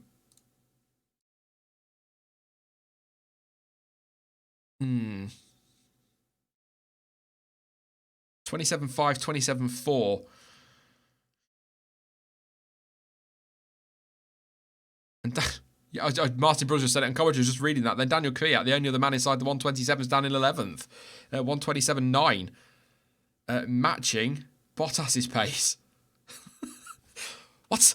Makes no sense. But Kvyat is on the back of Lance Stroll now, so this is a fight for the final point. Kimi Raikkonen just up the road at the moment. Stroll 1.4 back and quicker. Kvyat 3 tenths back and quicker as well. So I think we're going to see Kvyat versus Stroll very, very soon. In fact, they are right together on track. And we have got 22 laps to go. Shot cautiously there. trying to add two very easy numbers together and work it out at 6 o'clock in the morning. Painful.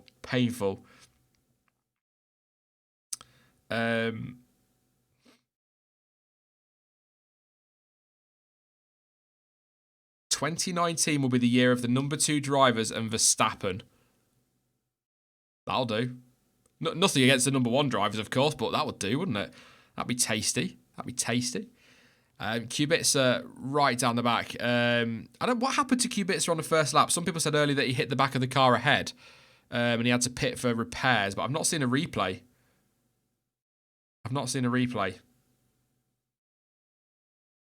Gasly still hasn't pitted. No, Nick. Bottas flying again, by the way. Purple middle sector. Hamilton 27.3 personal best, a little bit quicker than Verstappen. So he's starting to pick up the pace, Lewis, but he needs to get some pace, because if he needs to pit again, they're not going to. They can't, surely. Just watching Fiat at the moment, having a go at Lance Stroll. A little bit torn with this one. Not sure how I want this one to go. It would be great to see Fiat get a point on his return. But also, it's Prince Lance of Stroll. So, there you go. And his dad pays me a fortune to say nice things about him. I'm going to have a drink. I've been live for an hour and a half, so it's like Larry now.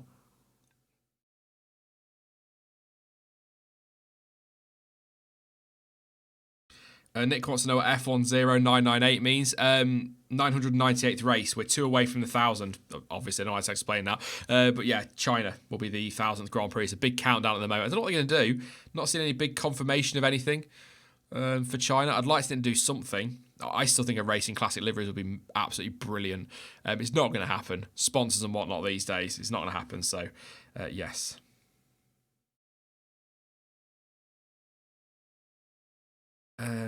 Sean, thankfully you said 1 Renault will be in the point, says Simply Bliss. At the moment, if Vettel gets 3rd, I actually got a lot of predictions right today. Could this be my year? Could this be the year that Sean actually gets something right at some point? Because I won't shut up about it if I do. Lap times, 1:27.4 Bottas, 1:27.5 from Hamilton. Just watching Fiat as well, 1:27.8 from Verstappen and 1:28.5 for Vettel. Ferrari are nowhere. Lance Stroll, what are we watching a replay of? Oh, Fiat gets a bit of a swapper on through turn 15, but all good. Still, not anymore, he isn't. He's in the gravel at turn 3. Will he get out of there? He should do. Don't dig it in, Danny Fiat. Has he had a go at Lance Stroll and it all gone wrong? That is not great. I think Lando Norris might have snuck through as well. No, he didn't. But what went on? So Fiat's gone for it. Oh, he's thrown it up the inside like a torpedo. Got it all completely wrong. Gone straight into the gravel and then obviously got himself back on track. It's a lock-up, yeah. It is a lock-up into that corner. As Bottas does another fastest lap, 1:27.1. So yeah, Daniel Kvyat locking up into turn 3, and straight on. And Lance Stroll keeps his point at the moment. I'm just going to double check something super quickly.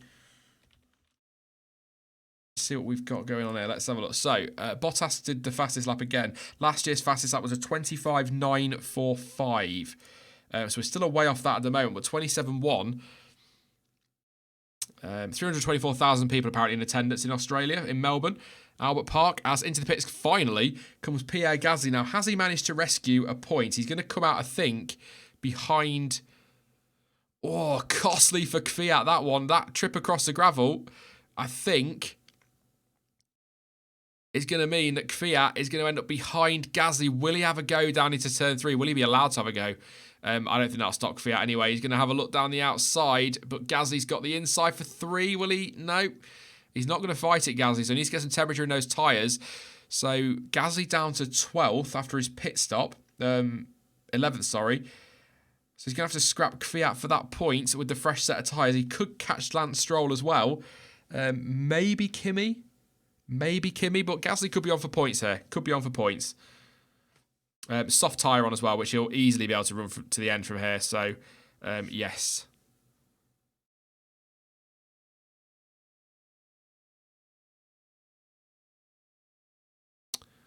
I This is an important one to keep an eye on if you watch the bingo boards with Chainbear over on Chainbear's channel that we did. If Daniel Kvyat is ordered out of the way here by Red Bull, Hazel gets to cross one off her board, as I recall. Or somebody does. I can't remember who got that one. I think it was Hazel. So we'll keep an eye on this. We'll keep an eye on it. I think it needs to be clear and obvious, just like VAR isn't. It needs to be clear and obvious for that to be crossed off as far as I'm concerned, because I'm going to be a proper stickler for the rules, unless it, of course, falls on my board, and then I'm going to fight every corner I can. But yes.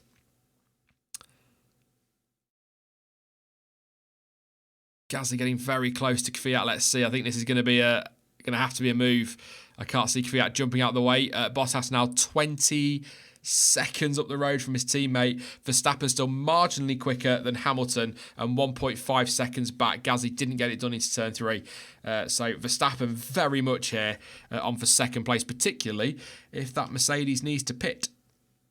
I would be surprised with 18 to go if either him or Vettel come in. I think Ferrari are going to be very disappointed. Very disappointed. No other way to put it. Not good.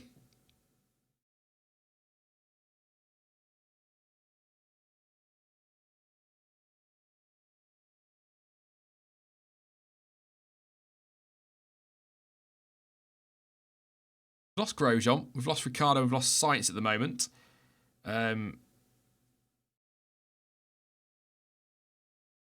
Yeah, JJ just talking about Williams and HRT comparisons there. It's not good, is it? Russell's only, in air quotes, 21 seconds behind Gio. Yeah, I'm trying for him. Kubica are already 2 laps down. Leclerc for fastest lap.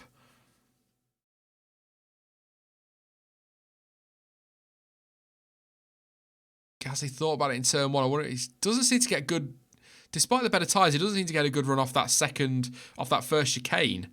Gasly, he had a little look into turn 1, but he was never going to get through there, and now he's kind of compromised himself for 3, and that's going to be another lap before he gets to make the move. Pierre Gasly purple in the final sector, by the way. Could Gasly get fastest lap?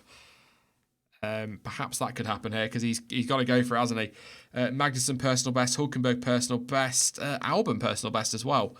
So, yes.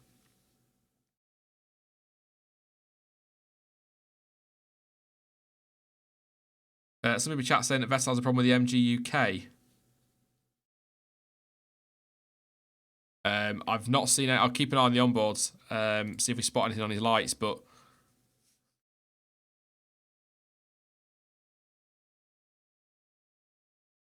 I've not got Twitter. I'll have a look on Twitter, see if I've got anything on there, just to try to keep an eye on this fight between Kvyat and Gasly at the moment.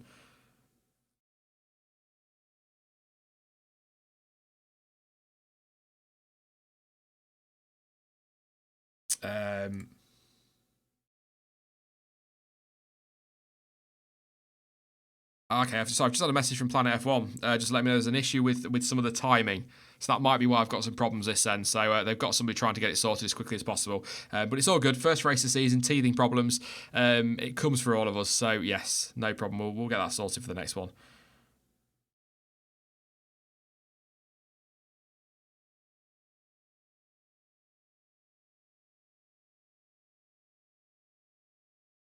Gasly being told to hold overtake button. I'm just having a quick check on Twitter to have a look for this on Vettel. Let's see if there's anything.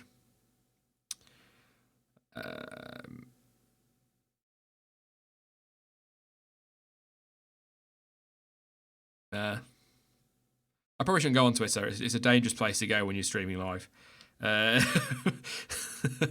I'll not respond to any. But yeah, I can't see anything on Vettel. Nothing coming from the feed at the moment, but I will keep a very close eye on it, and we'll have a look on his... I'll keep an eye on it. If we get an onboard, I'll have a look at his warning lights, but nothing at the moment that I've seen. That doesn't mean that there isn't something. It just means that I haven't seen anything yet. Leclerc is catching Vettel. Fresher tyres, though. Maybe part of it. I'm really surprised by Ferrari as, again, Bottas has a 27 flat for another fastest lap. I think he may well be coming away from this with 26 points.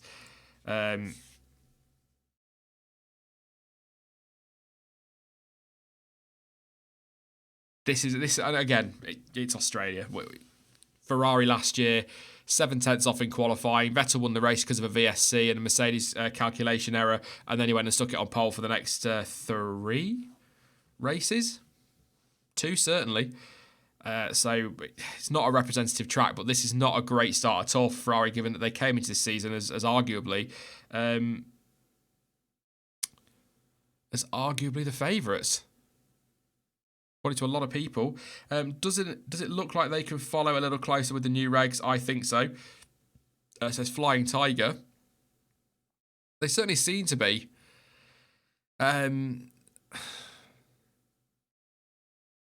We've seen a bit of overtaking. We've seen some good close racing. But I think the real it's an obvious answer to that, I suppose. But the real indication would be what the drivers say after the race. If they team ready for Vettel.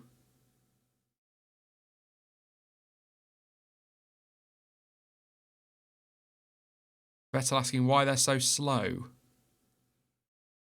And Ferrari responded with, we don't know at the moment, as Bottas drops into the 26s, so on 26.7.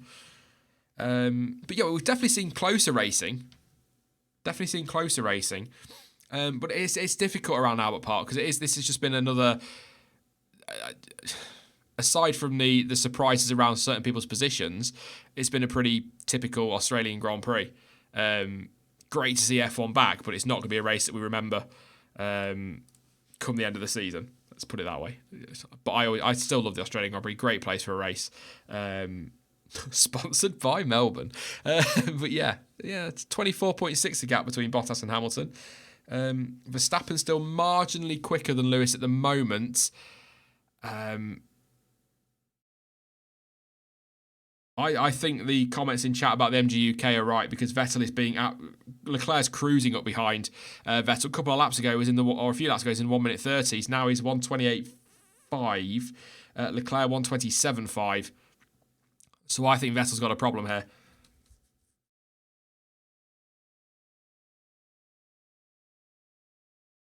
Obviously, some of that will be Leclerc's tyres, because they are fresher. But something's not right with Vettel. So I think people that will be talking about the MG UK issue, I've not heard anything official. I've not seen anything official. And Ferrari have just said they don't know why they're slower. But there's certainly something going on. Could be MG UK, but I'd like to think it was an MG UK issue. Ferrari would know.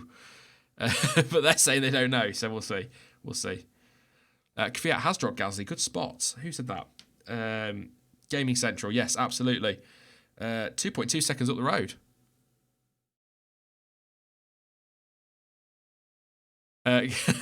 Oh, don't do that. Verstappen just been told over team radio, quote, we're probably looking for 10 laps of fun at the end. Oh, that'll do. Crazy 10 laps. Verstappen versus Hamilton.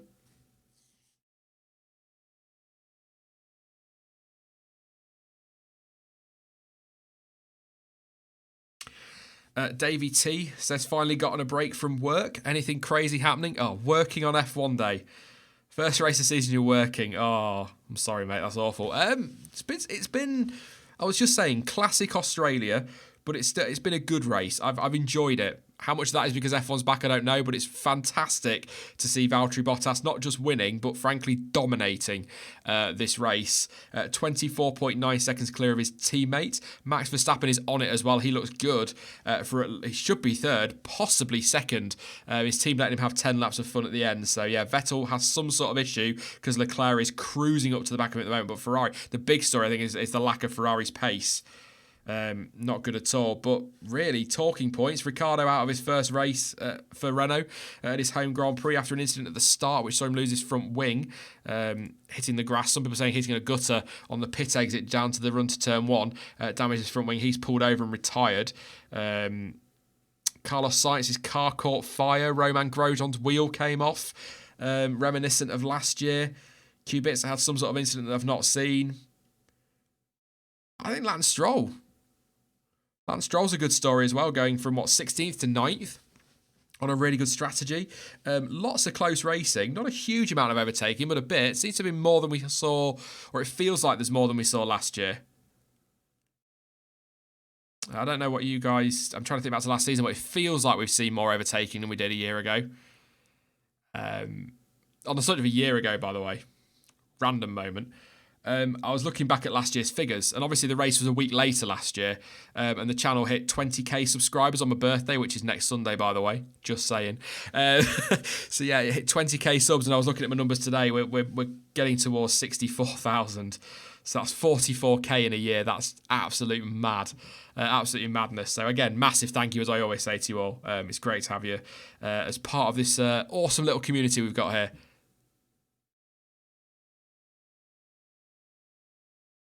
Oh, don't say that. Bottas's engineer just came on the radio, not that one, and said the only way we can lose this race is through rubber or a safety car. Don't ever say the only way we can lose this race over team radio. Oh, please don't jinx him. Please don't jinx him.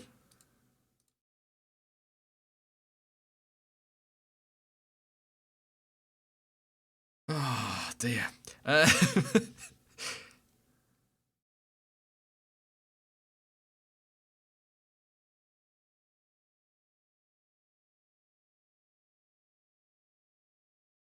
Bottas is chilling, listening to tunes. Oh,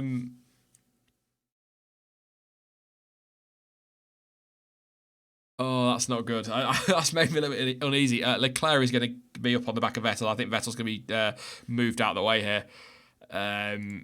Although, is it worth it? Will he just hold station? K-Mag's 32 seconds back. 32 seconds back. So Leclerc's not under any threat. They're not catching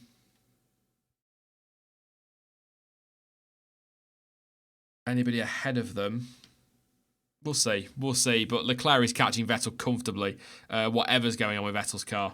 Again, some people talking about an MG UK, but the team, when they were asked on team radio why they were so slow, the team said they don't know yet. So it could be MG UK, but again, something's not right with the car. But with all due respect to Ferrari, that doesn't explain the lack of pace prior to that. But this is drastically slower than they were with Vettel. But 27.5 for Leclerc, 27.3 for Bottas, 27.5 for Hamilton, 27.4 for Verstappen. So Leclerc is on the leader's pace. So Ferrari aren't cut completely adrift in terms of pace, but they were quite slow earlier as well.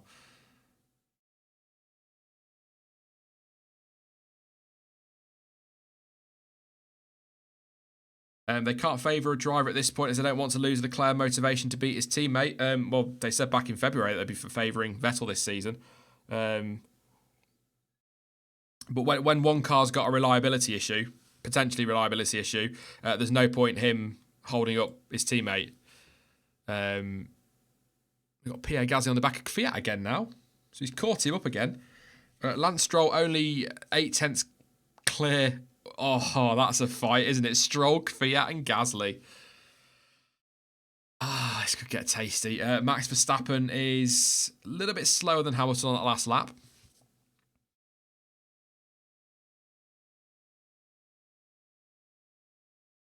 A little bit. K-Mag P6, Hulkenberg 7th, 2.3 seconds back. So knock on wood for K-Mag. He's looking good. For a nice haul of points for Haas. This is going to get... I think there's a bit of traffic ahead as well. Is that Raikkonen? No, forget what I said. Raikkonen, Stroll, Fiat and Gasly covered by... What is that? So, about 2 seconds.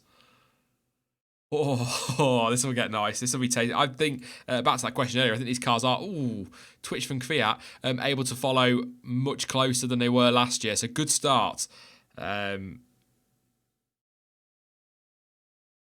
We're about to get some midfield action. Don't worry, it's coming. We've got a great scrap here. Kimi Raikkonen, and Kimi's only 1.2 behind Hulkenberg. So really, 7th, 8th, 9th, 10th and 11th are still up in the air. Norris has been cut adrift now in 12th, just been lapped 19 seconds back. But yeah, I'm trying to keep an eye on Verstappen. Suddenly lost a lot of time. What's happened? He's locked up and gone across the grass at turn 1. I just looked at the timing then, he'd lost 3.7 seconds. So yes, Verstappen cutting the grass at turn 1 shouldn't have done any damage there. That's cost him some time, but the fresher tyres, hopefully for him, he'll be able to close that gap back up again. But yes, sloppy from Verstappen.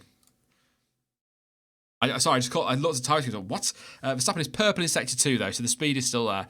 But this is the fight at the moment that we're going to be keeping an eye on. Hülkenberg, Raikkonen, Stroll, Kvyat, and Gasly all in the same shot. Crack your knuckles, rub your hands together, and take a deep breath because this could get very interesting. 9 laps to go. 8 at the end of this one. We're about to get a bit of a grandstand finish in that midfield, but Valtteri Bottas at the moment cruising. To victory, absolutely cruising. I'd be surprised if Leclerc can catch up, but he's 1.4 behind his teammate at the moment and still considerably quicker. So if he's not, I wonder if they'll pit Leclerc and put the softs on for a Banzai fastest lap for that extra point, because at the moment he's got a 36 second gap back to Magnussen.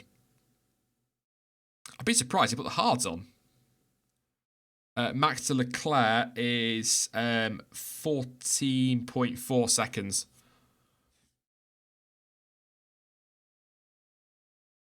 Oh, looking forward to this one. They're asking for driver of the day. We'll do that towards the end of this stream. Don't forget as well, we're live around about an hour after the race finishes. So probably, where are we now? 6:30.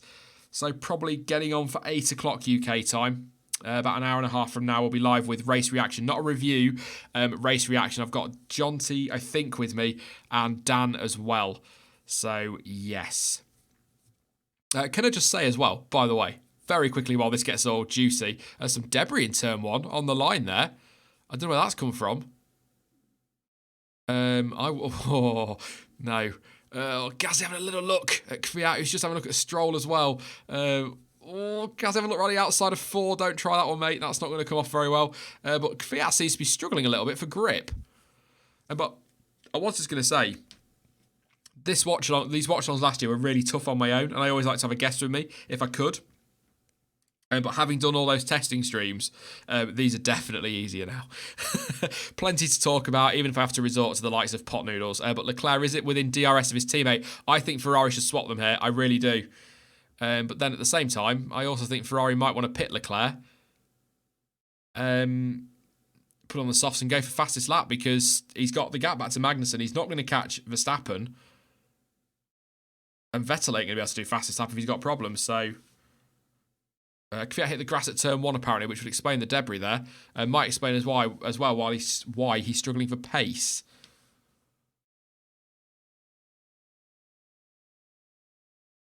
So if you are just tuning in towards the end of the stream, Vettel has got some sort of mechanical issue. Some saying MG UK. Leclerc all over the back of him at the moment. But Valtteri Bottas is, I would say, story of the day. Verstappen up there as well, but 25 seconds clear of teammate Lewis Hamilton. And as far as I know, there's been no issues for Hamilton, except he's struggled on his tyre wear. Dominant. As Bottas laps Gasly. He's going to come through as well, and he's going to be lapping Russell again. What we got here? Perez on the back of Norris for P13 and P12. What happened to Ricardo? Kenny wants to know. Incident at the start. A little tiny squeeze from Perez. I don't think there was anything in that. Stewart's never even looked into it, so there's nothing there at all. He ended up on the guttering and the grass on the pit exit at the start, and it just took his front wing off clean.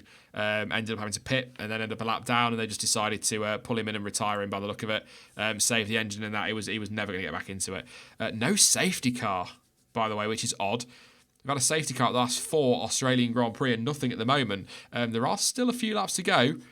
Mike, we don't want a safety car now, because the problem is if you get a safety car now, it generally means you're going to finish behind it, or often means you're going to finish behind it, as Bottas laps. Was that Perez he's lapping there? Was it Stroll? It must have been Stroll. It is Stroll, sorry. I thought it's Hamilton, sorry, lapping Perez. What am I about? A lot of traffic here, costing.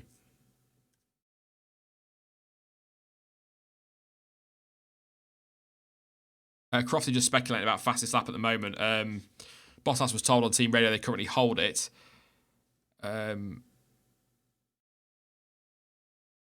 Hamilton can't go fastest lap. Well, he could, but he's going to lose the place to Verstappen.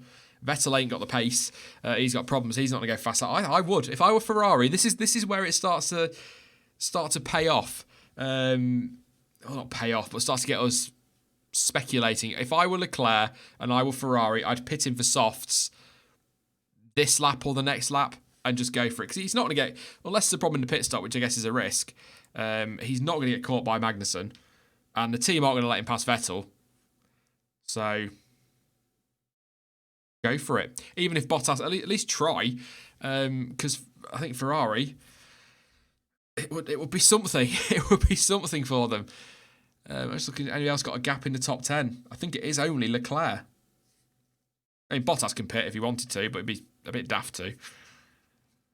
Verstappen purple in the middle. Doesn't look like he's got the pace to take Hamilton on now. So we are looking like a Mercedes 1-2.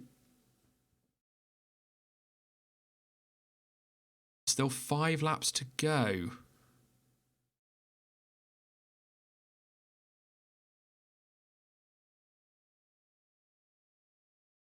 Vettel's just done a 23.7 in the middle sector. Leclerc 24.4.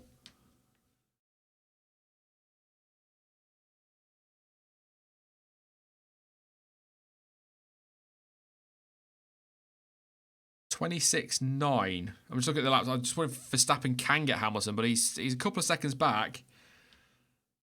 I can't see. I'm surprised Leclerc's not come in. At the moment, fastest lap he might do yet.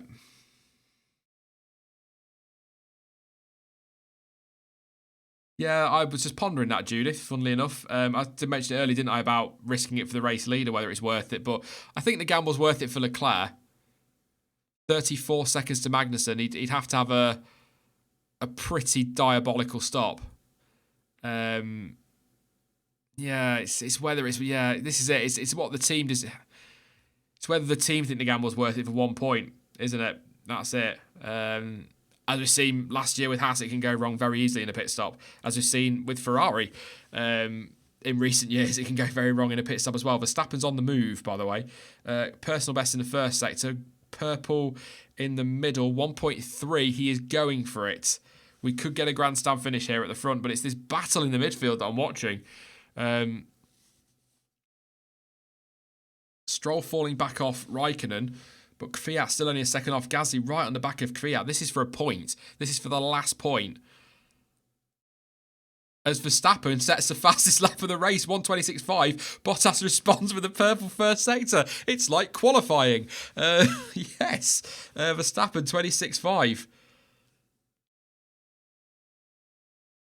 So he's coming back at Hamilton. That at the moment is worth a point. Bottas is not... purple in the middle. So how much of this is... I don't think that's not Red Bull thinking, oh, let's get fastest up at a point. That's Red Bull going, come on, Max, go get him. Wow. Fans getting excited there. 1.1 the gap. It's coming down to a second. Is he going to get there? Is he going to get there?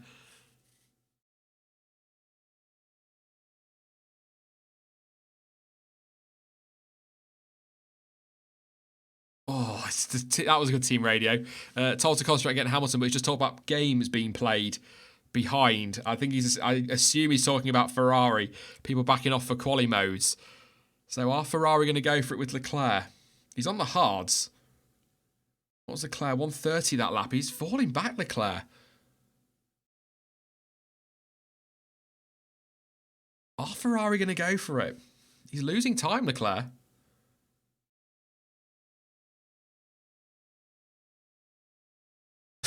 Fans maybe jump there. The fans there cheering on Max Verstappen. 1.2 seconds behind Hamilton with 2 to go, 3 to go, including this lap.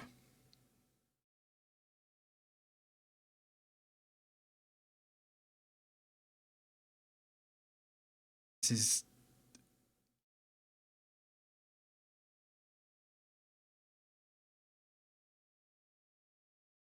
So Hamilton's going for fastest lap, apparently. He's just said on the radio.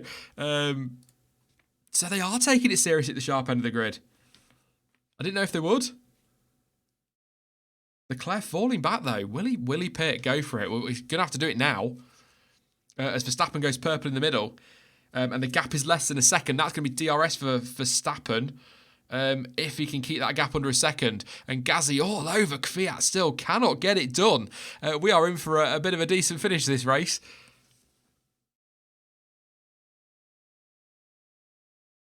.26.8 still from Verstappen. What's he going to do as he goes across the line? What's he going to do?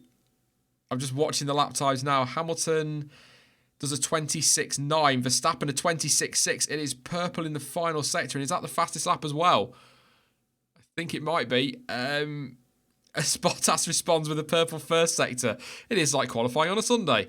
Gasly all over the back of Daniel Kvyat. This is for a final point. Kimi Raikkonen being held up by Hülkenberg. That gaggle of cars. Raikkonen 7 tenths behind Hülkenberg, Stroll 9 tenths behind Raikkonen, Kvyat 8 tenths behind Stroll, and Gasly 3 tenths behind Kvyat, having another look. Bottas is on it. Purple first, purple second. I think we're going to see a fastest lap here from Bottas. Hamilton personal best, as is Verstappen.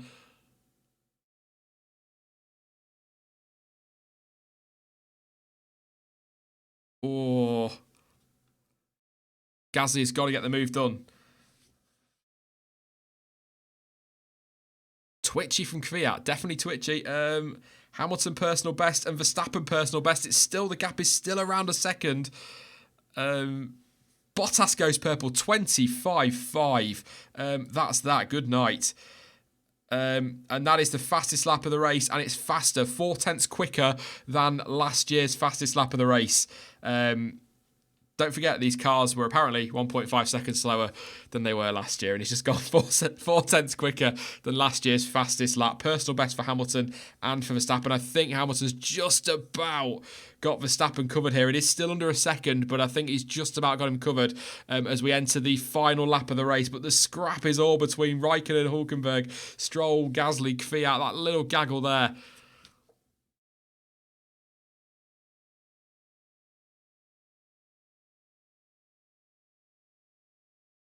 Crofty with his stats about every time that a team has finished 1-2 in the first race, they go on to win the Constructors. I doubt that stat would have come if it had been Ferrari 1-2. But there you go, just saying. Yes, I'm playing that game. But Verstappen, yeah, I think Bottas has got fastest lap here. Leclerc didn't pit. That seems... Obviously, Ferrari didn't want to risk the pit stop with their history around issues at pit stops, but Valtteri Bottas is coming through turn 13. Absolutely stunning drive. Valtteri Bottas turns up to Australia and sits me right bloody down. Fantastic drive from Bottas. He hasn't just won the Australian Grand Prix, he's absolutely dominated. What a start to the season for Valtteri Bottas. He comes across the line, takes the checkered flag and wins it for Mercedes. Absolutely brilliant. I would argue possibly... In fact, yeah, I'd say his best drive in a Mercedes. Absolutely brilliant. Well done, Valtteri. Lewis Hamilton is going to hang on to second place with Verstappen under a second behind. It's a 1-2 for Mercedes, but Max Verstappen, what a drive from him as well. If Bottas hadn't have won that, he'd probably be driver of the day, but Bottas completely deserves it for me. 100%. Verstappen in third. Vettel is going to come home in fourth. Looks like Ferrari pulled rank and kept Leclerc behind him in fifth. Vettel did have or has got mechanical issues, so that's partially why Ferrari were so slow, but also they were slow before the mechanical issues reared their head. It'll be interesting to see whether this is just for Australia and whether they can find their form again or the form we saw in testing come Bahrain. But a very disappointing start to the season for Ferrari, although I will say, okay, only P5 for Leclerc, but that is his best ever finish in Formula 1, so not all bad at all. Kevin Magnussen could also get a shout for driver of the day.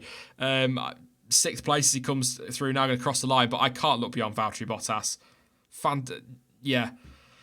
Like I said, best driver in a Mercedes, possibly one of his best, if probably his best ever. Brilliant drive. Brilliant.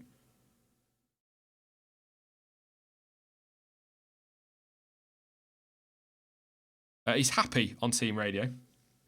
He's happy on team radio. Flipping Nora, guys. I can't believe I won that. Rough translation. Yes, very, very happy. I think as we all are for Valtteri, whatever you think of Mercedes, that is going to be a popular win given what he went through last year. Driver of the day as well officially. So let me know your driver of the day in chat. It's got to be Bottas.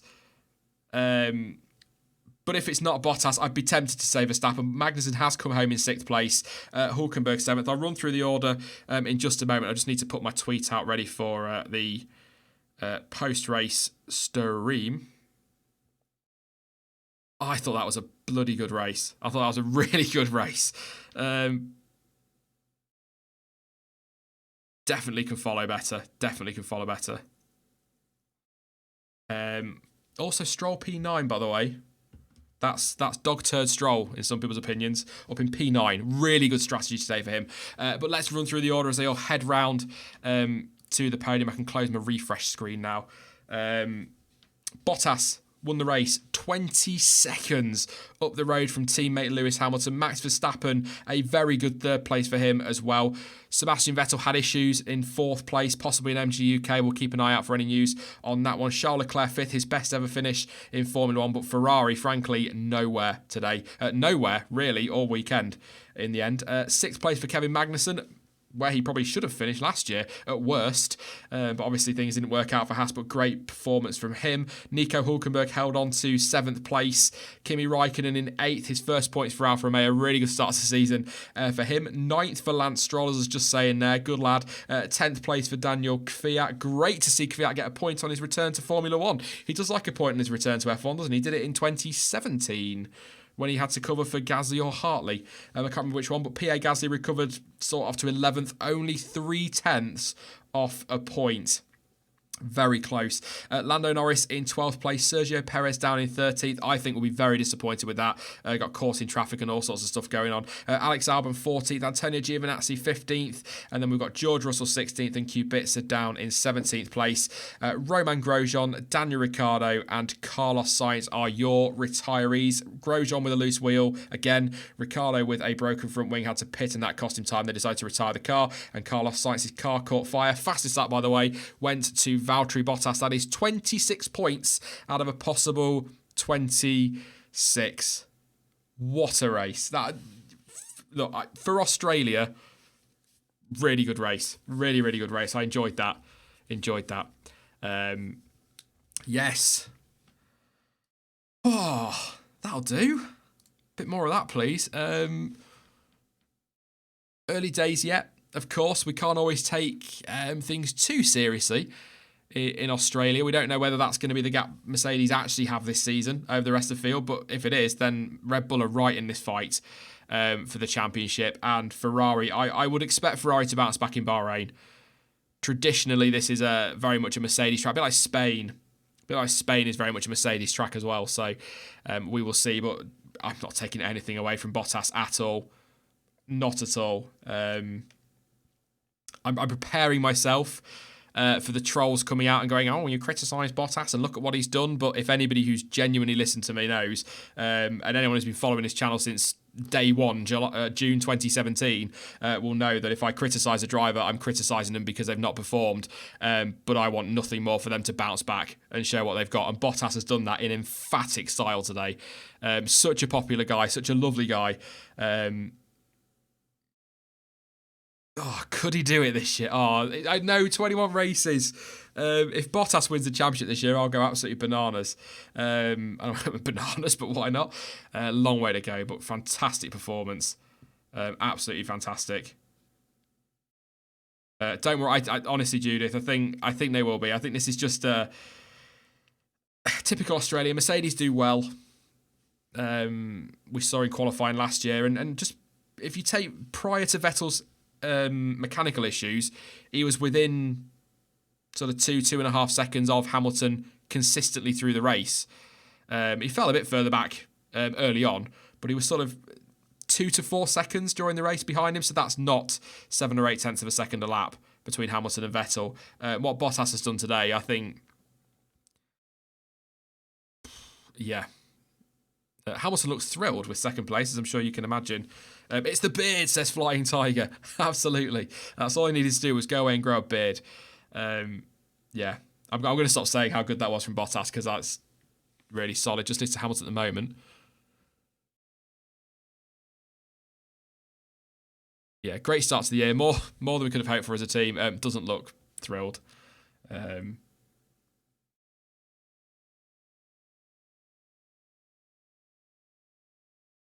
So he has some ideas where the pace went. So obviously something going on there. Tyres was what he was complaining about on the radio the most. So possibly that's what's going on there. So yes.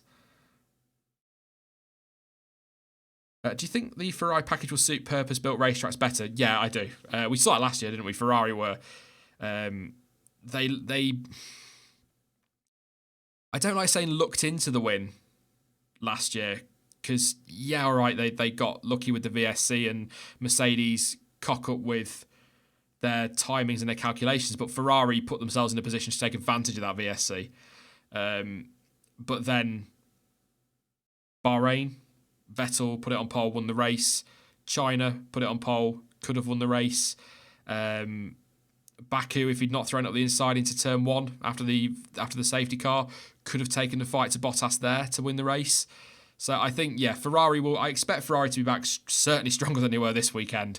But what this does say is even if Ferrari are not what we're expecting from testing, Red Bull are. And so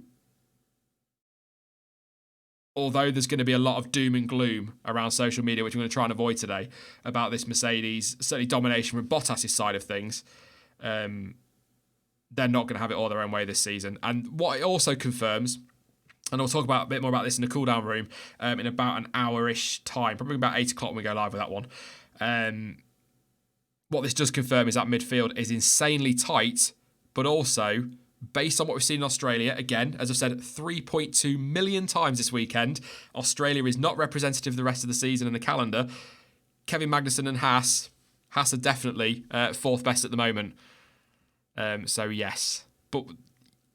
Ricciardo retired, but what was Hülkenberg? 22 seconds behind Magnussen by the end of the race. Which I suppose also kind of shows that the Ferrari engine, or the Ferrari power unit, has got the pace in it. So it's gonna be a fascinating season. It's very early days. Like I said, there'll be a lot of doom and gloom out there, but it is race 1 of 21. It's not race 1 of 2. Nothing's been handed out today, just the points for the win and the podium place and whatnot. But 20 races still to go. So many circuits that are so different coming up as well. You've got Bahrain, which is in the desert but at night. You've got China, which is a purpose-built track. Then you've got Baku, a street track. Spain, which is completely different to those. And then you've got Monaco, a street track. Canada, which is different. And then we're into the other European races. And yes, end the season with Brazil and Abu Dhabi. Completely different tracks. So you just can't get too carried away now with World Championships. But Valtteri Bottas, perfect start. Also, actually, once again, Lewis Hamilton failing to convert pole into the win. That is 6 consecutive poles at Albert Park, and he still hasn't won there since 2015. That's a stat I missed. Is that the first time Verstappen's been on the podium in Australia as well? I'm going to go check, but I'm pretty sure you'll get to there before I do in chat. But I've got a feeling that's the first time he's made the podium in Australia. I'm going to fly down, trying to beat you all to it before you all tell me. It is, yeah, his first podium in Australia. His best result prior to this was 5th in 2017.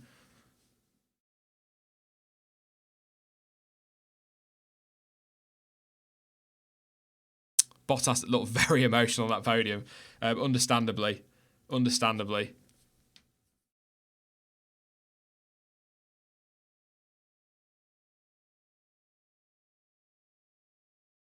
I think if Mercedes had to dominate that race, I think that's the popular side of that. There's nothing against Lewis. That's not my opinion. I have no issue with Lewis Hamilton. People seem to really, really dislike him. I don't know why. But I have no issue with him. I have no issue with any driver. But that's a popular win, I think. A lot of people would have liked to have seen Red Bull up there, I think, winning that race. But yeah, really solid. Thank you, by the way, to Heber there for subscribing. Don't forget, if you are new to subscribe, going to be back in about an hour for the race reaction stream. Also got the race review, the debrief, which will be up tomorrow at some time. It depends what time I wake up. It will be up at some time tomorrow. And of course, then we've got content through the rest of next week. We'll be live next Sunday as well to talk about the first race weekend of the season and obviously preview, if you like, the Bahrain Grand Prix. In the desert, yes. By the way, next week's the preview for Bahrain in a couple weeks' time, I'm going to try and find a different stat than the weather because it's a bit pointless. But then again, I said that about Abu Dhabi last year and it rained briefly, so there you go. But yes, absolutely. So don't forget to drop a like on the stream as well. Like I said at the start, these seem to get a lot of dislikes. I don't know why, but it'd be great if you just drop a like on it as well before you disappear. It doesn't take a second and it really helps the channel out, so I'd appreciate that massively. Jonty and Dan, I think, are joining me at 8 o'clock. So an hour and 9 minutes from now for the race reaction, provided they're up. I think I've seen Jonty on social media. So I think he is awake. Not sure about Dan. Loads